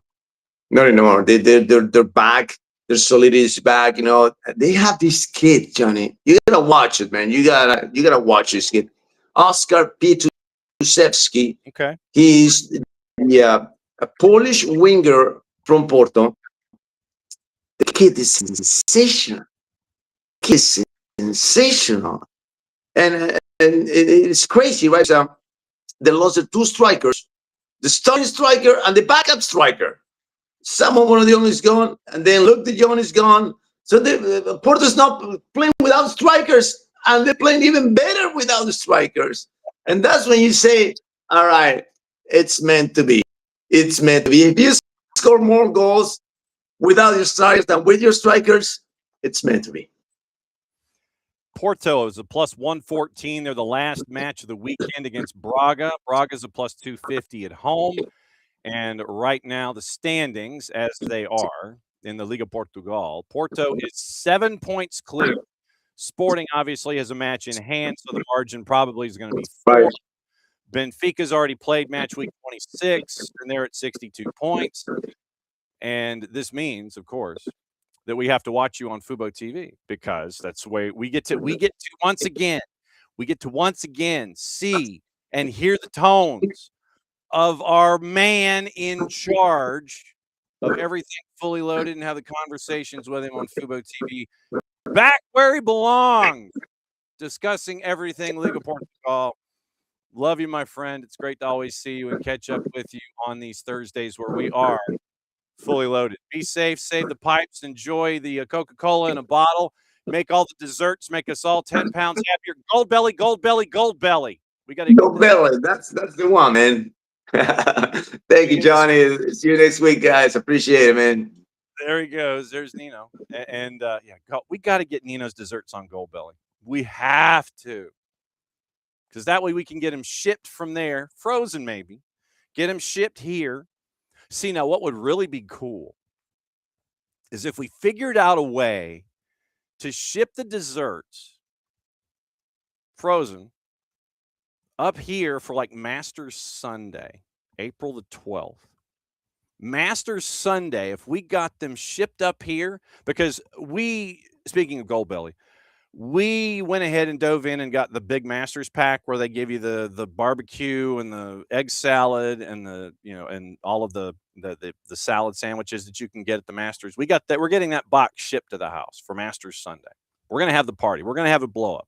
If we could find a way to ship the desserts from Nino the baker and bring them up here, like I said, probably have to freeze them. Put them in like wrap them in like the frozen bricks. And we ship them overnight for like $9 gazillion on the shipping costs. And they wander in here, FedExed. FedEx guy brings the frozen what's the ice? The dry ice. If you pack it in dry ice, freeze it, pack it in dry ice, ship it, FedEx comes to the door. And we all have the desserts for Masters Sunday. That is my goal. We have less than a month to figure this out. Or maybe it's a World Cup thing, or maybe it's both. If we had Nino the baker's desserts during the World Cup, I mean, hey, you've seen what he has on Instagram. He's got the cups. So see, get it, World Cup. Nino makes the World Cup of chocolates. He ships this stuff here, dry ice, frozen. We unveil it whenever. I'd love for it to be Masters Sunday. Like I said, I'm partial. But if we get it for the World Cup, we figure out the logistics, and it's like $9,000 to ship it and on a plane and get it from Lima to Miami and from Miami to Atlanta, and we have a big to-do. with Nino the Baker's chocolate desserts. Good Lord. You see the monster that I've created here? This is what I've done. As the Lord is my witness, whichever Lord you hang out with, we will figure this out. We will get Nino the Baker's desserts, the tres leches, all of the chocolate. We're gaining the 10 pounds. I don't care. It's a cheat day. Whatever day we figure this out and get it here, we will revel in the man's chocolate. I probably should add more to that sentence. We will revel in the man's chocolate desserts. We will enjoy them. We will post them on social, and we will sit there and say, this came from Lima, Peru. Can you beat this? And the answer is no. We are going to support our brother in soccer and desserts. Number one in desserts worldwide. He is the worldwide leader in chocolate desserts out of Peru, people. We will find a way, as our lords are our witnesses on this Thursday. We will find a way, I guarantee it. We will find a way to get the desserts from Peru to Atlanta. We will enjoy them in the SDH universe. We will find a way to make this happen. He will become known for shipping desserts from South America and hopping on the big bird and coming north. This is how this is going to be, because you can only taunt people for so long through your Instagram accounts and showing what the walk is in taking those desserts and giving them to stores in Peru. First, it's the Libertadores. Second, it's the United States. Third, it is this planet. Fourth, it is this solar system. That's how excited I am. I'm not properly hydrated and I squeaked. That is what we're getting into. That is our quest. This is like the Adam's Rib episode of MASH. Watch that on YouTube, people. This is when Hawkeye Pierce wanted to get Adam's Ribs out of Chicago. And he figured out a way to make it happen. This is our Adam's Ribs. We are getting the desserts out of Peru, damn it. And they're coming here to the United States. We will find a way. I am. Nix, I haven't even finished my cup of Mountain Dew. I'm that fired up. See that, normally I'm not a chocolate person. I'm really not. Usually once every 90 days, I'll have like a Reese's or something. Maybe a Kit Kat for a drive home. But because of what Nino is doing with we know his first life, with his other life, the other version of Nino, the one where he's styling and profiling and wearing the apron and taking all of his desserts from one place to another in Peru. He is conquering the Libertadores country by country. And it is our duty to help out our friend. And if it means consuming chocolate, then that's what it means. He posted, follow Nino the Baker on Instagram, by the way. Follow Nino the Baker on Instagram. And that's where it comes from. You'll see all the desserts that he makes, and he'll send me photos, and I'm sitting there going, damn, dude. For someone who's not a big chocolate person, and now he's taunting me. He's just still in the green room, and he's taunting me. He is taunting me with stuff. We're going to find out a way to make this happen. We will celebrate Nino the Baker as only we know how, and that is to consume his bakerness. We will consume his desserts. We will find a way to get them from Peru to here.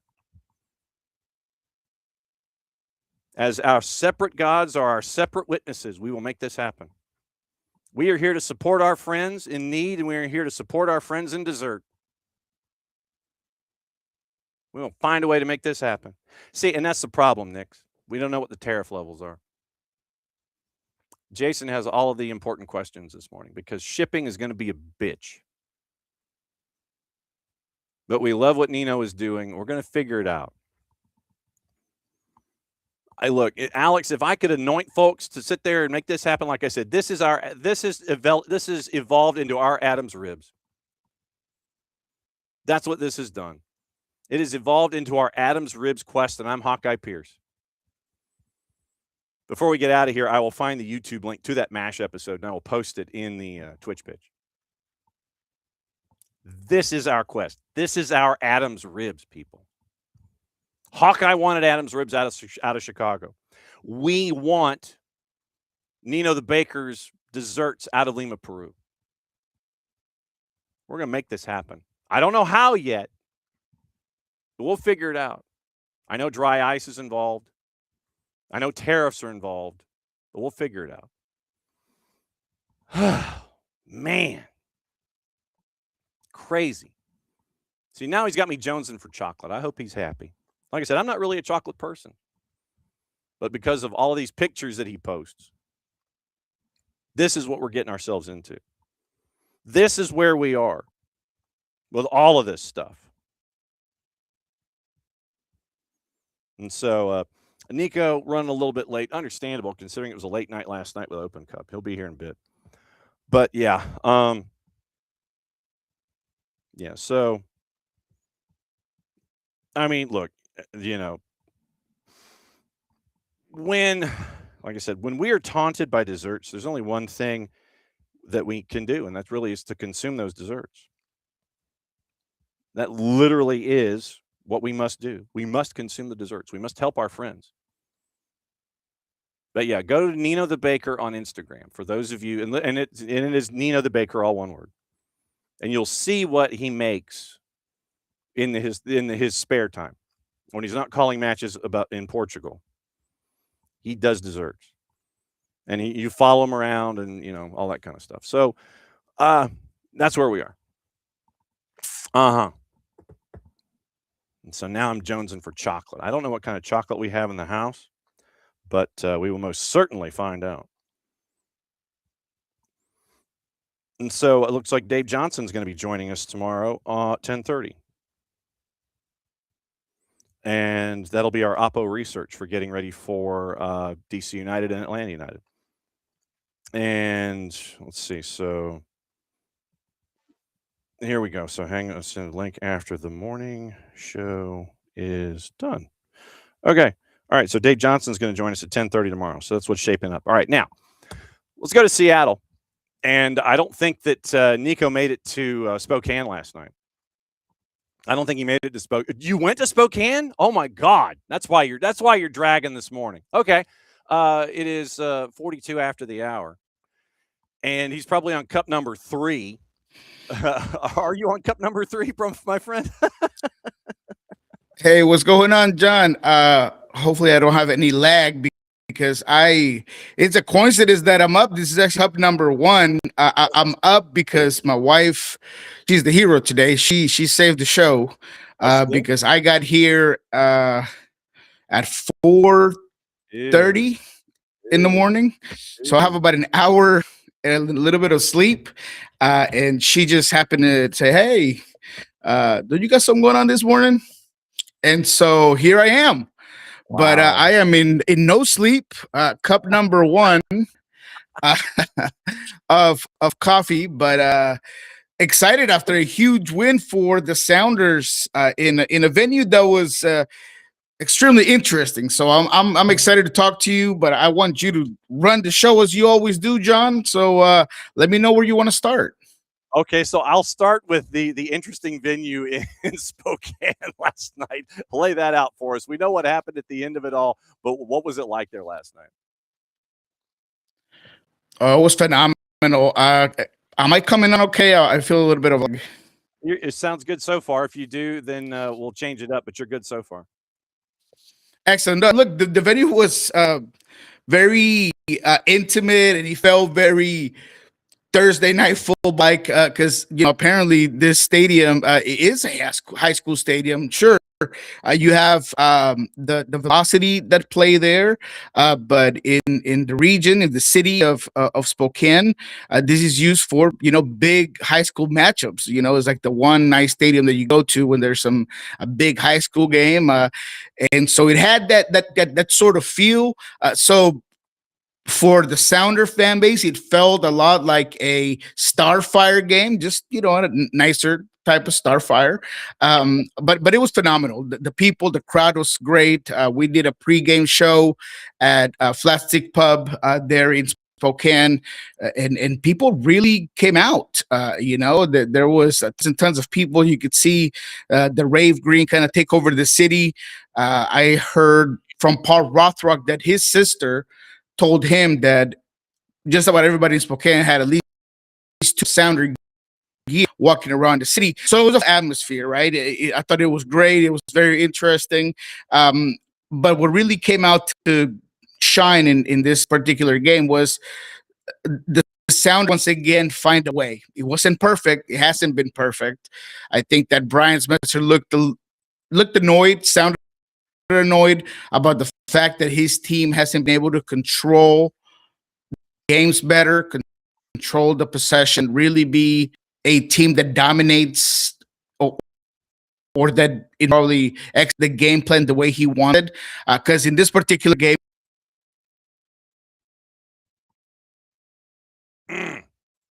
now it froze. Okay, so there it froze. I will. There we go. Okay, so and this will be where Niko comes up with his alternative form of transportation, and so we're getting into what happened. And so with Seattle winning the 2 legs, they are waiting on the winner low right of Tigres and FC Cincinnati. Once again, that's 9:00 tonight, and Cincinnati is favored. They're up 3-0 after 1 leg. They're going to Tigres. Tigres obviously is favored in the match tonight on match night, but it is over the 2 legs themselves. Right now, it's a 3-0 deficit that they've got to come after. And so I was discussing what's going to be happening after what happened last night. Seattle's now waiting for the winner of Tigres and FC Cincinnati. It's a big roadie for FC Cincinnati, but Tigres has 3 goals to make up for as Seattle waits for the winner of that one. Yes. And so all in all, aside from the venue and how interesting it felt, and it felt very CONCACAF-ish, I'll tell you right now, it felt very CONCACAF-ish. I thought that the game itself was very good because the Sounders, again, I said, they found a way. The turning point in this game for the Sounders was the substitutions made by Brian Smetzer, and you have to give him credit. The game was a little bit sloppy. Seattle had issues in possession, and it was getting a little bit winded at one point in the game, and Brian Smetzer he kind of touched on it. He mentioned that he expects his starters to run as hard as they can for as long as they can, and I think he maybe indicated that that's not what he saw out of the team necessarily. So he brought in some really good spark plug type of players, but specifically Paul Rothrock.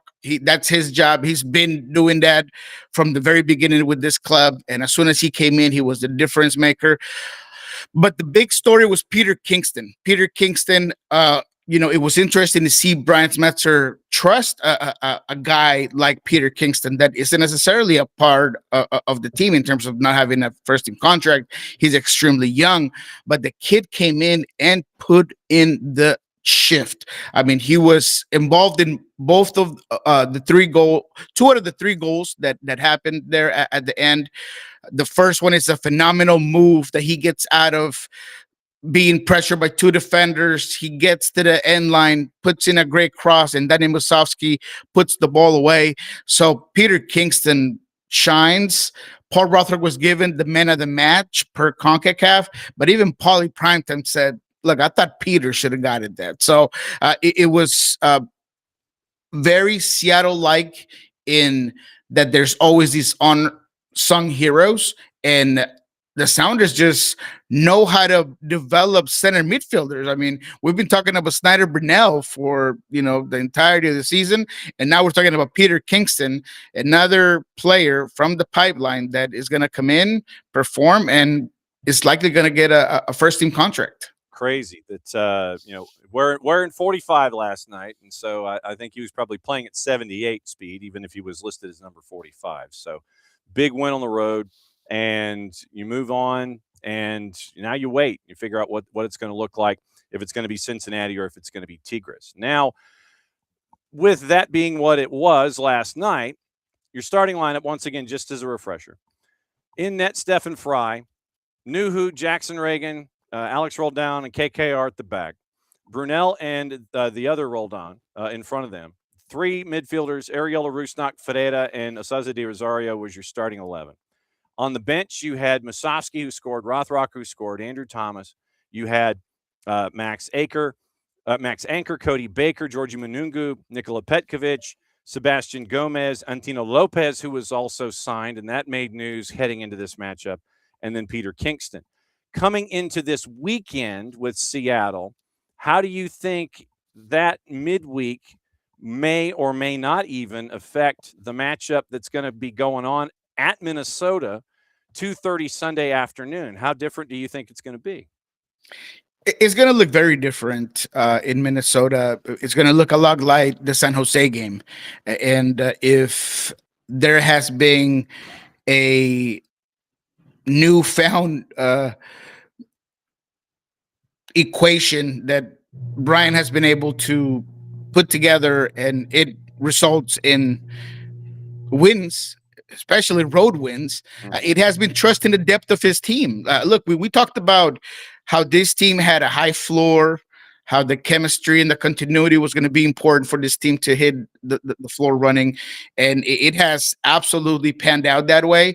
So with a guy like Tino Lopez just getting signed after a phenomenal game against San Jose, with Cody Baker playing as good as he did against San Jose, with obviously, Peter Kingston, who we just talked about, who came in and played about 30, I think you're going to see a lineup that's very close to what we saw against San Jose.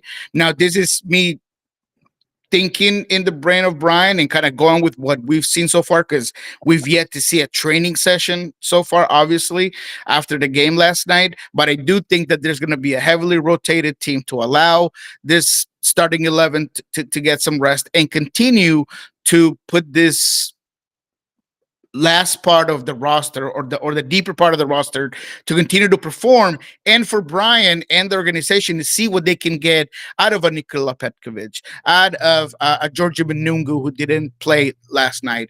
Maybe we'll see Jordan Morris, by the way. Jordan Morris has been in statements by Brian Smetzer that he could potentially get some minutes. And he even mentioned that he could have been part of the Spokane game. Obviously, he wasn't part of the available players for the Spokane game last night. But I do think that Minnesota, we're going to see, or we might be able to see, Jordan Morris at least on the bench. Another player that you're going to see likely, again, we don't know for sure because we haven't been at training facility, is Hassani Dotson. Hassani has been in that concussion protocol. He hasn't been playing. Snyder Brunell put up another great shift last night. So did Christian Roldan. So I think Hassani is another player that you might see as part of that rotation. Brian mentioned last week that Hassani has that Minnesota game in his calendar checked in.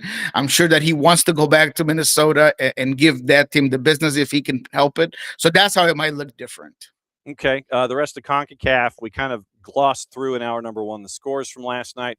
Nashville ends up 1-1 draw, the away goal making the difference. They advance, drawing Messi and Friends 1-1. Messi and Friends once again, they just crash out when you have everybody sitting there and looking at, hey, we want to do this. We're bringing in all these players. We want to win titles. We want to be, a hemispheric force. Nashville gets a goal, bumps them out. So Miami's done in CONCACAF. So that means no CONCACAF Champions League, no championship, no Club World Cup, no nothing. You got to wait another year. Then you end up with Club America, 1-1 draw. They were 1-0 on the road. They advance after they knock out Philly. Then you have also late Toluca dropping the hammer in the second half on San Diego FC. 3-2 going in for San Diego FC, 6-3 coming out. Toluca wins at 4-0. Of those other games that happened last night in CONCACAF, what sticks in your head? It has to be Nashville. I mean, it has to be Miami building this roster, approaching this season with one objective, in my opinion, and it was conquering CONCACAF Champions Cup. And they were unable to do it. Berterame continues to not be able to score with this team. Messi continues to have the heavy load part of the attacking components. This is a team that has struggled to manage the games and handle the pressure. First game was obviously a 0-0 draw. In this one, I thought that Nashville had a lot of moments, but even when Miami scores first, you knew that all you needed out of Nashville was one more goal. And then they get a howler from Nashville, and they're able to put away Miami. So the storyline here and the most interesting thing about it is BJ Callahan finding a way to push them through, and Inter Miami and Mascherano, who now is under a lot of heat, being unable to do it with all the millions, all of the new players, all of the hype, all of the environment that you have built out of Jorge Mas, aka Jerry Jones of MLS, and the team falls a little bit short. The last thing I want to say about CONCACAF as well, and it's something that we didn't touch on that I think is important for your audience to know, John, is that when you look at the games tonight and think about the Sounders potentially hosting that second leg of the next round, as of last night, no one is committing to where the Sounders are going to play. So you could see another Spokane game, perhaps.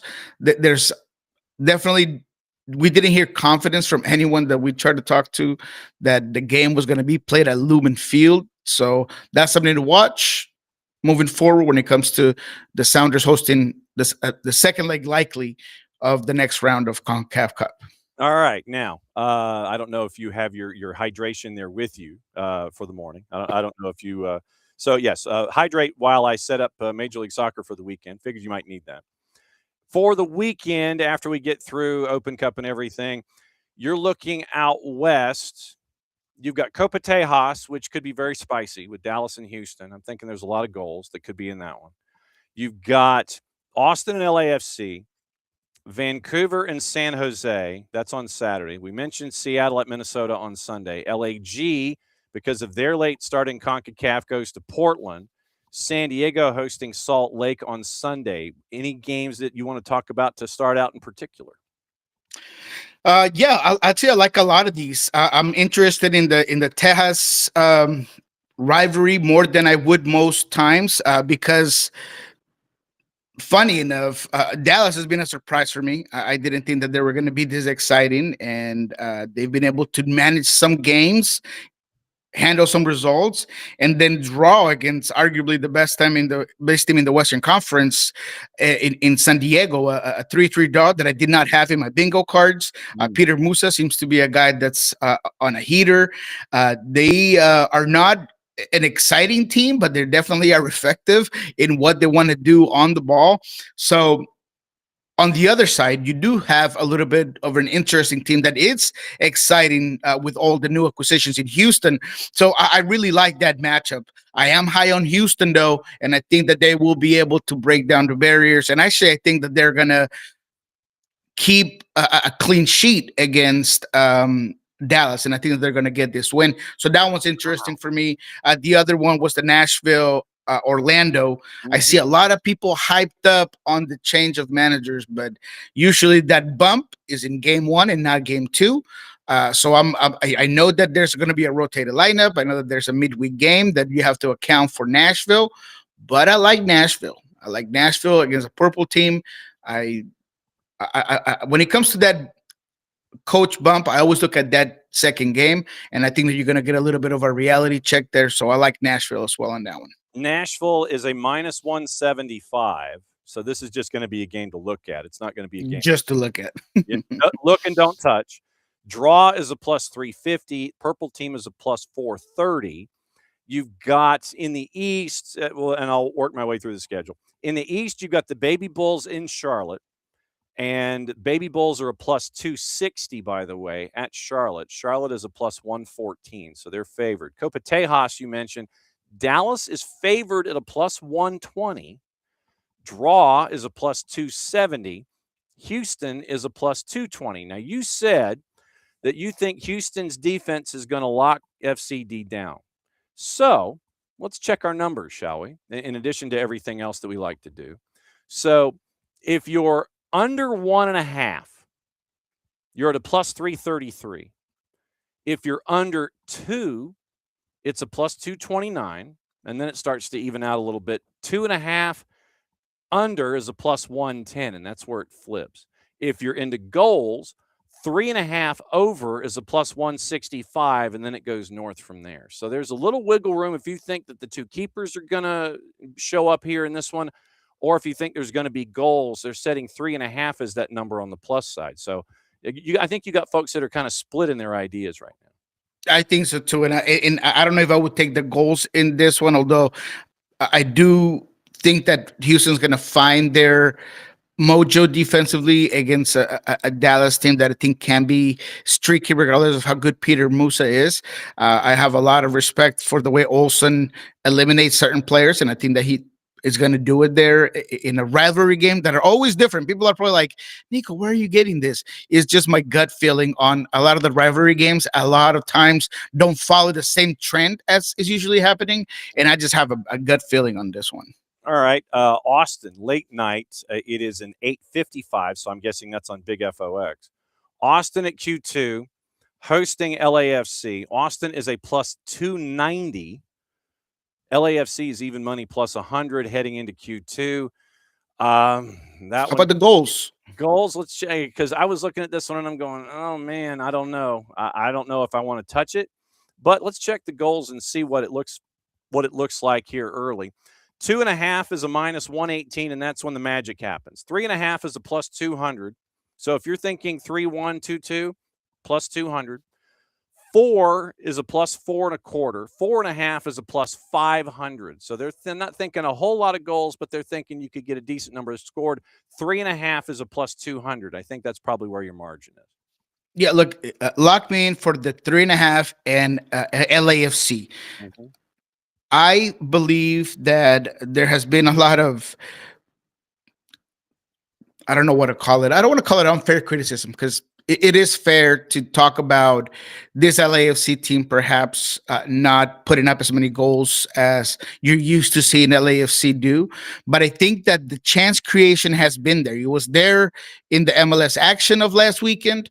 It was there against Alajuelense. But there has been a lack of execution in front of goal. And that doesn't fall on the coach. That falls on the players. If you are missing a clear chance right in front of goal, like Bouanga did early on in the MLS action weekend, and you can't put it away, or against Alajuelense where you put it on the crossbar, that doesn't necessarily go to the tactics. It goes to the execution. But I do think that there has been such a volume that Bouanga, Sonny, and this LAFC team is just a matter of time when they find it. It's not about if, it's when they're going to be able to actually put away those chances. And I think it's going to be against Austin. Unfortunately for El Verde, which, I really, really like Austin, love the fan base. But I do think that in this particular game, it's going to be a fun one. It's going to be a fun one. But I do think the LAFC is going to break that habit of missing opportunities. And I think that they're going to put a really good performance against Austin. Sunday, Messi and friends go to the 106/68, and they take on NYC. I don't know how mad they're going to be going into this one. They're a plus 200. So they're coming off a loss, or they're coming out of getting bounced out of the CONCACAF Hemispheric Extravaganza. So they're going to be pissed. And then they're going to the 106/68 to take on NYC. They're a plus 200 on the road against NYC, who's a plus 120. Yeah, that's trap game for me. What's the draw on that? Plus 275. Yeah, I like the draw. I like the draw on this one. I think that Javier Mascherano is going to really question himself, and I think that he's going to try to maybe do some things that he believes are going to be good for the team to kind of shake it up a bit. And I think New York is a really good team that manages games pretty well. And they've been a surprise for me as well. I didn't think that they were going to manage Alonso Martinez's absence in the way that they have. I think Niko Fernandez has been better than I thought that he was going to be to start off the season at the very least. So I think this is one that's going to be maybe a 1-1 draw, but I do think that it's going to be even at the end of the game.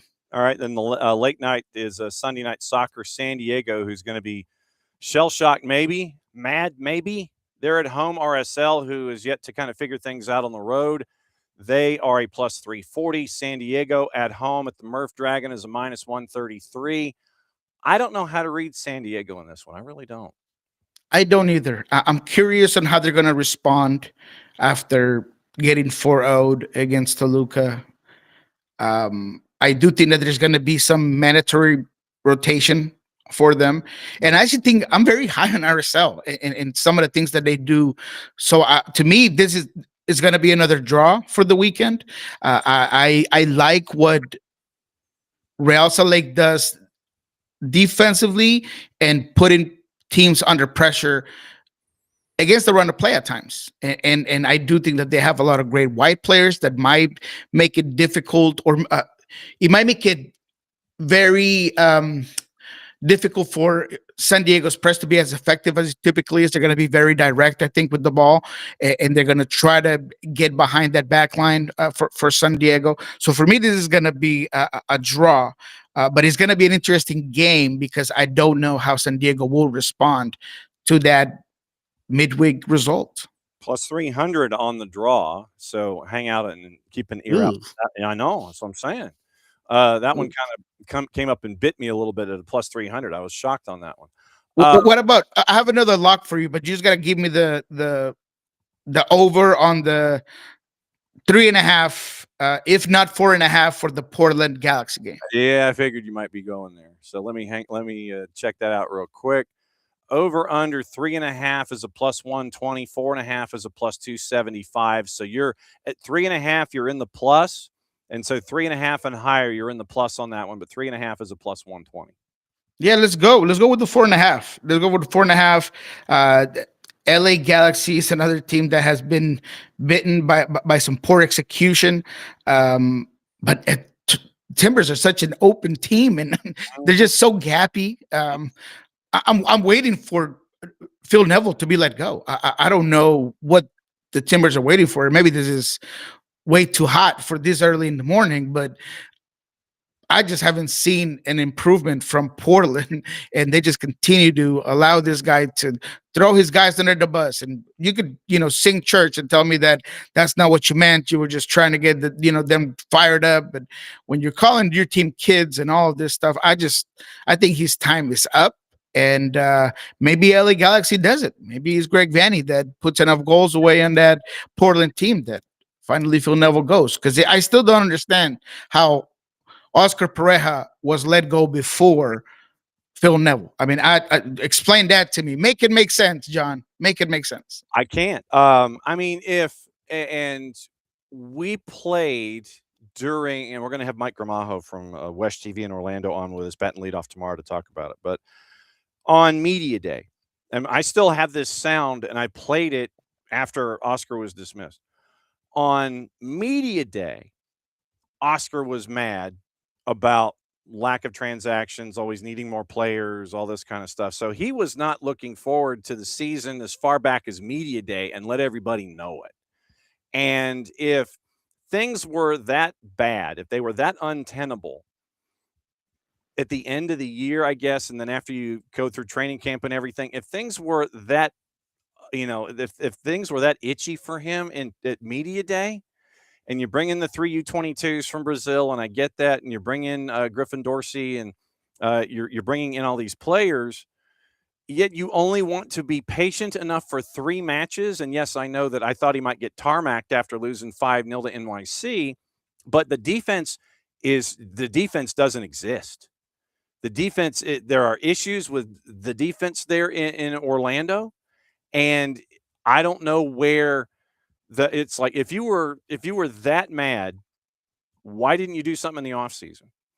Because if you're only going to give him 3 matches in the new season with all the new players that he's got, then what's going on? Why only 3? Why not be patient? Why not give him to the international break? Why not give him to the World Cup or whatever? It didn't make sense on a couple of different levels to me.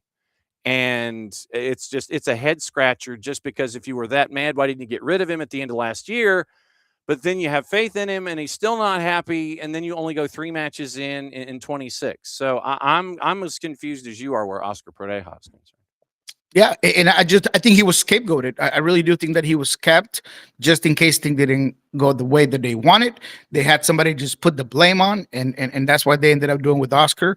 So it does feel out of character. It feels, the timing is just off, and for me, I just can't fathom, and that's why I'm so sure that they're gonna realize where this team really is at. After that first game where everybody was like, oh, it was change of attitude. It's all about, coaching and all these things. Let the season get a little bit longer and then we'll talk some more. Because I do think that this Orlando team is going to have bigger trouble down the road. All right, what's going on after you take your nap and file everything that you're supposed to file and you've had your other 2 cups of coffee? What's going on Sounder at Heart and Pulso Sports? Yeah, well, I am going to take advantage of me waking up for this show to upload everything that I didn't upload because I left right after the game and made a 5-hour drive down here. And so I did not prioritize putting up the videos, but we got some great videos. We got Craig Weibel talking right before the Spokane game. We have everything after. We talked to Brian Smetzer, probably primetime one. That one was really fun. He talks about being from Spokane, family members that came out, the death of a family member that happened, and this game kind of coming across at a time where his family could get together, go to a game, and kind of get past that rough moment. So some really, really good ones there. Talked to Christian Roldan about leaving to the March camp and leaving right after the Minnesota game. So that's going to be a good one. So you're going to be able to see those videos on Pulso Sports in our YouTube channel. I also encourage you guys to go take a look at Lobbin Scorchers. We did the pregame show at Pub, I think that's what it is. Well, whatever. Flat Stick Pub. We did it there, so it's gonna be fun. I really recommend you guys watch it. They also had the post game show, and then later on tomorrow. So tomorrow, maybe afternoon, we'll put out what we learned this week, where we'll definitely break down the game that will be in Minnesota. We'll have a much better idea on who's available, who's not available. Some injury updates. Can Hassani play that game? You do not want to miss what we learned this week with Jeremiah Oshan on Friday. Probably around 6 is when we put it out. And then, of course, on Monday, the kickoff, where we'll talk about the week that was and how the games came around with Ari Lillenwall on Lobbin Scorchers. And you're going to go get a nap or get 2 more cups of coffee in your system and file everything. As always, thank the boss for jarring you out of your sleep so you could come and join us on your Thursdays as you always do. Love you very much, my friend, and we'll catch up with you next week. Appreciate it, John. I wouldn't do it for anybody else sitting here with maybe an hour of sleep. Maybe. Oh, you're braver than I am. Get your rest. We'll see you soon. Yes, sir. All right, there goes Niko Moreno, Pulso Sports Sounder at Heart, and 1 hour of sleep. Thanks to the boss for making sure that happened. That's crazy that he had an hour of sleep. That's wild. Braver man than I am, especially on that 5-hour drive. I would have, honestly, I would have anticipated maybe him joining us from Spokane, from the hotel room. If he joined us from like the parking lot, if he just takes a tour of the pool from wherever he's, wherever he was in the Palouse, just kind of take a picture. But he joined us from his studio this morning back home. Brave man. All right, so let's get into the rumor mill before we get out of here. And then obviously we've got, and I know this will shock you, in addition to the other news before we get out of here, UEFA is planning to offer a streaming service direct to fans, and that came out this morning. So we'll keep an eye on that going forward. But, we got a John Texter update. and it comes from Bloomberg and a couple of other places. And so we're going to keep an eye on that. And then I'll say hi to everybody and answer questions. And then we are done for today. Tomorrow, Mike Gramajo from West TV in Orlando is going to bat leadoff. Then we're going to catch up with our friends from the Marietta Daily Journal, because this afternoon in Marietta, there's going to be a vote on some property that will be, if approved, that will instantly be linked to the NWSL franchise. Team 17, big meeting with Cobb County government this afternoon late. We'll have our friends from the Marietta Daily Journal on at 9:30. Friends from Apple TV at 10.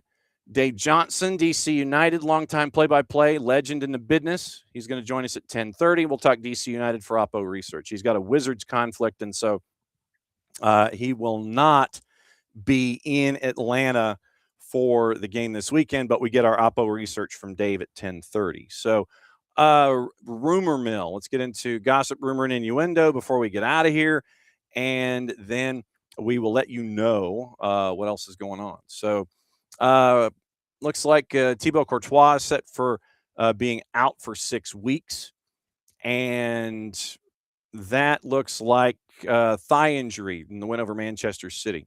Replaced by Andre Lunin for the second half of the round of 16 second leg.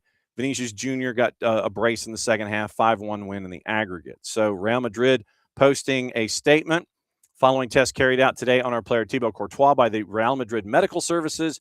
He's been diagnosed with a muscle injury in the rectus femoris of his right quadricep. His recovery will be monitored. That came out about 8:30 this morning. And so he will not be there for the derby against Atleti. He will not be around for Bayern Munich's both legs of the Champions League quarters. If it's full 6 weeks, he misses 7 games across all comps. Real's 4 points behind Barca at the top of La Liga. Alvaro Arbeloa will hope that he can have him back in the starting lineup for the Clásico at Camp Nou on May 10.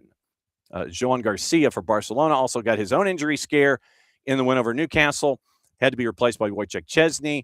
Medical tests show no evidence of injury. Should be available for selection against Rayo Vallecano on the weekend. We mentioned the 7-figure deal with Denver and Houston, signing Ryan and Sheehan from the Houston Dash. Yasmin Ryan, Delaney Sheehan have now moved over from the Dash for what could be as much as $1.1 million in either Berman bucks or cash headed into the coffers for the Dash. So the Dash is sending Yasmin Ryan, Delaney Sheehan to Denver for Berman bucks, and we'll see what happens with that walking through. So transfer gossip, rumor, and innuendo.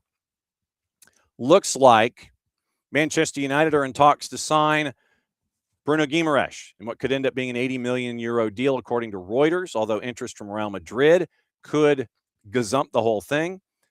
Four-letter, as previously reported, United focused on adding 2 midfielders. Guimaraes is among potential targets that include Nottingham Forest Elliot Anderson and Adam Wharton from Crystal Palace. Sources also told ESPN Brazil Guimaraes has delayed any consideration over his future until after the World Cup. However, according to Reuters now is the one who's saying this. United and Madrid set for a transfer tug-of-war this summer. Real Madrid, PSG, Liverpool, Manchester United keeping close tabs on Ryan from Bournemouth, according to Team Talk. Scouts from the 4 clubs reportedly have been, quote, hugely impressed, end quote, by the 19-year-old. Found form in the Premier League, joining from Vasco da Gama in January as a replacement for Antoine Semenyo. Team Talk reports that a release clause in Ryan's contract will allow him to be signed for a fee in the region of €100 million. Barcelona want to loan Marcus Rashford for Manchester United for a second season. The 4-letter paper reports that they want to avoid meeting the £26 million clause in full to sign him permanently this summer, but they're optimistic that United would sanction a second loan move if it included an obligation to buy, with part of the £26 million fee met in advance. 19 goal contributions in 38 matches, all comps. Chelsea and Spurs interested in Hoffenheim striker Fiznik Aslani from Bild. Both sides believed to be planning to reinforce their forward lines in the summer, and they see him as a strong fit, could face competition from Bayern Munich. Aslani has enjoyed a good a bright campaign in the Bundesliga, 8+5 and 25 appearances, has him linked to Barcelona. Liverpool leading the race to sign Camavinga from Real Madrid, according to Team Talk. Madrid willing to consider offers who want to join a club in the Champions League if he leaves the Bernabeu. United and Chelsea or reported to have informed Camavinga's reps of their interest in signing him. Previous reports have indicated that an offer in the region of £70 million could be enough to get a deal over the line. Dortmund lining up a move for Jadon Sancho. The Times is reporting confident of landing him. He would need to accept a notable salary reduction for a third spell with Dortmund to become possible. Sancho's existing deal at Old Trafford, believed to be worth in the region of €15 million a year, expected to move on from the club when he returns in the summer from his loan spell at Villa, where he has 1 goal in 29 appearances. Other rumors. Eintracht Frankfurt left back Archie Brown is on the radar of Real Madrid, Barca, Liverpool, and United. Offer worth €60 million would be required to sign him. Florian Plettenberg. PSG and Juve discussing a swap deal involving strikers Randall Colomawani and Jonathan David. Colomawani is going to return from a loan spell at Spurs in the summer. That's from Gazzetta dello Sport. Barca closing in on signing Club Brugge winger Jesse Bisiwu from Diario. Bayern Munich's Michael Olise unlikely to leave the club in the summer despite being linked with Real Madrid. Talk Sport. Napoli have joined the race for Wolves' Joao Gomes, who was recently linked with Liverpool and Manchester United. Nicola Schira. Gazzetta dello Sport has AC Milan set to challenge Juve for the signing of Bayern Munich's Leon Goretzka, prepared to offer him a deal worth €5 million a year. Monaco willing to part ways with midfielder Lamine Camara amid interest from Newcastle. Inter Milan have identified Sassuolo's Tariq Muharemovic and Udinese's Umar Soleil as future depth replacements for Bastoni at center back, who's been linked to Barca, Liverpool, and Chelsea. Celtic could face difficulty in the pursuit of Plymouth Argyle striker Laurent Tolai, with the League One side wanting to hold on to him. And Pep Guardiola is going to take time to consider his future after the League Cup final against Arsenal on Sunday. That's from the 4-letter paper. Now, the John Texter update. Yep, it exists. It does exist. So here's the deal. Article in Bloomberg. And the article in Bloomberg from this morning, before we came on the air. Lyon facing a $63 million legal claim to pay back debt linked to the transfer of Igor Jesus, putting him once again under the magnifying glass. And then there are other reports that are there in Brazil where the layout has been given this way. Botafogo sells Igor Jesus to Lyon for €35 million. Transfer was blocked by the regulators in France. Texter took the contract, got the cash up front, according to sources. Now, Fund now has the right to collect from Lyon with interest and fees. Now Lyon owes about €43 million, fines and interest pushing 60 for a player who never even played there. Player was resold after that to Nottingham Forest.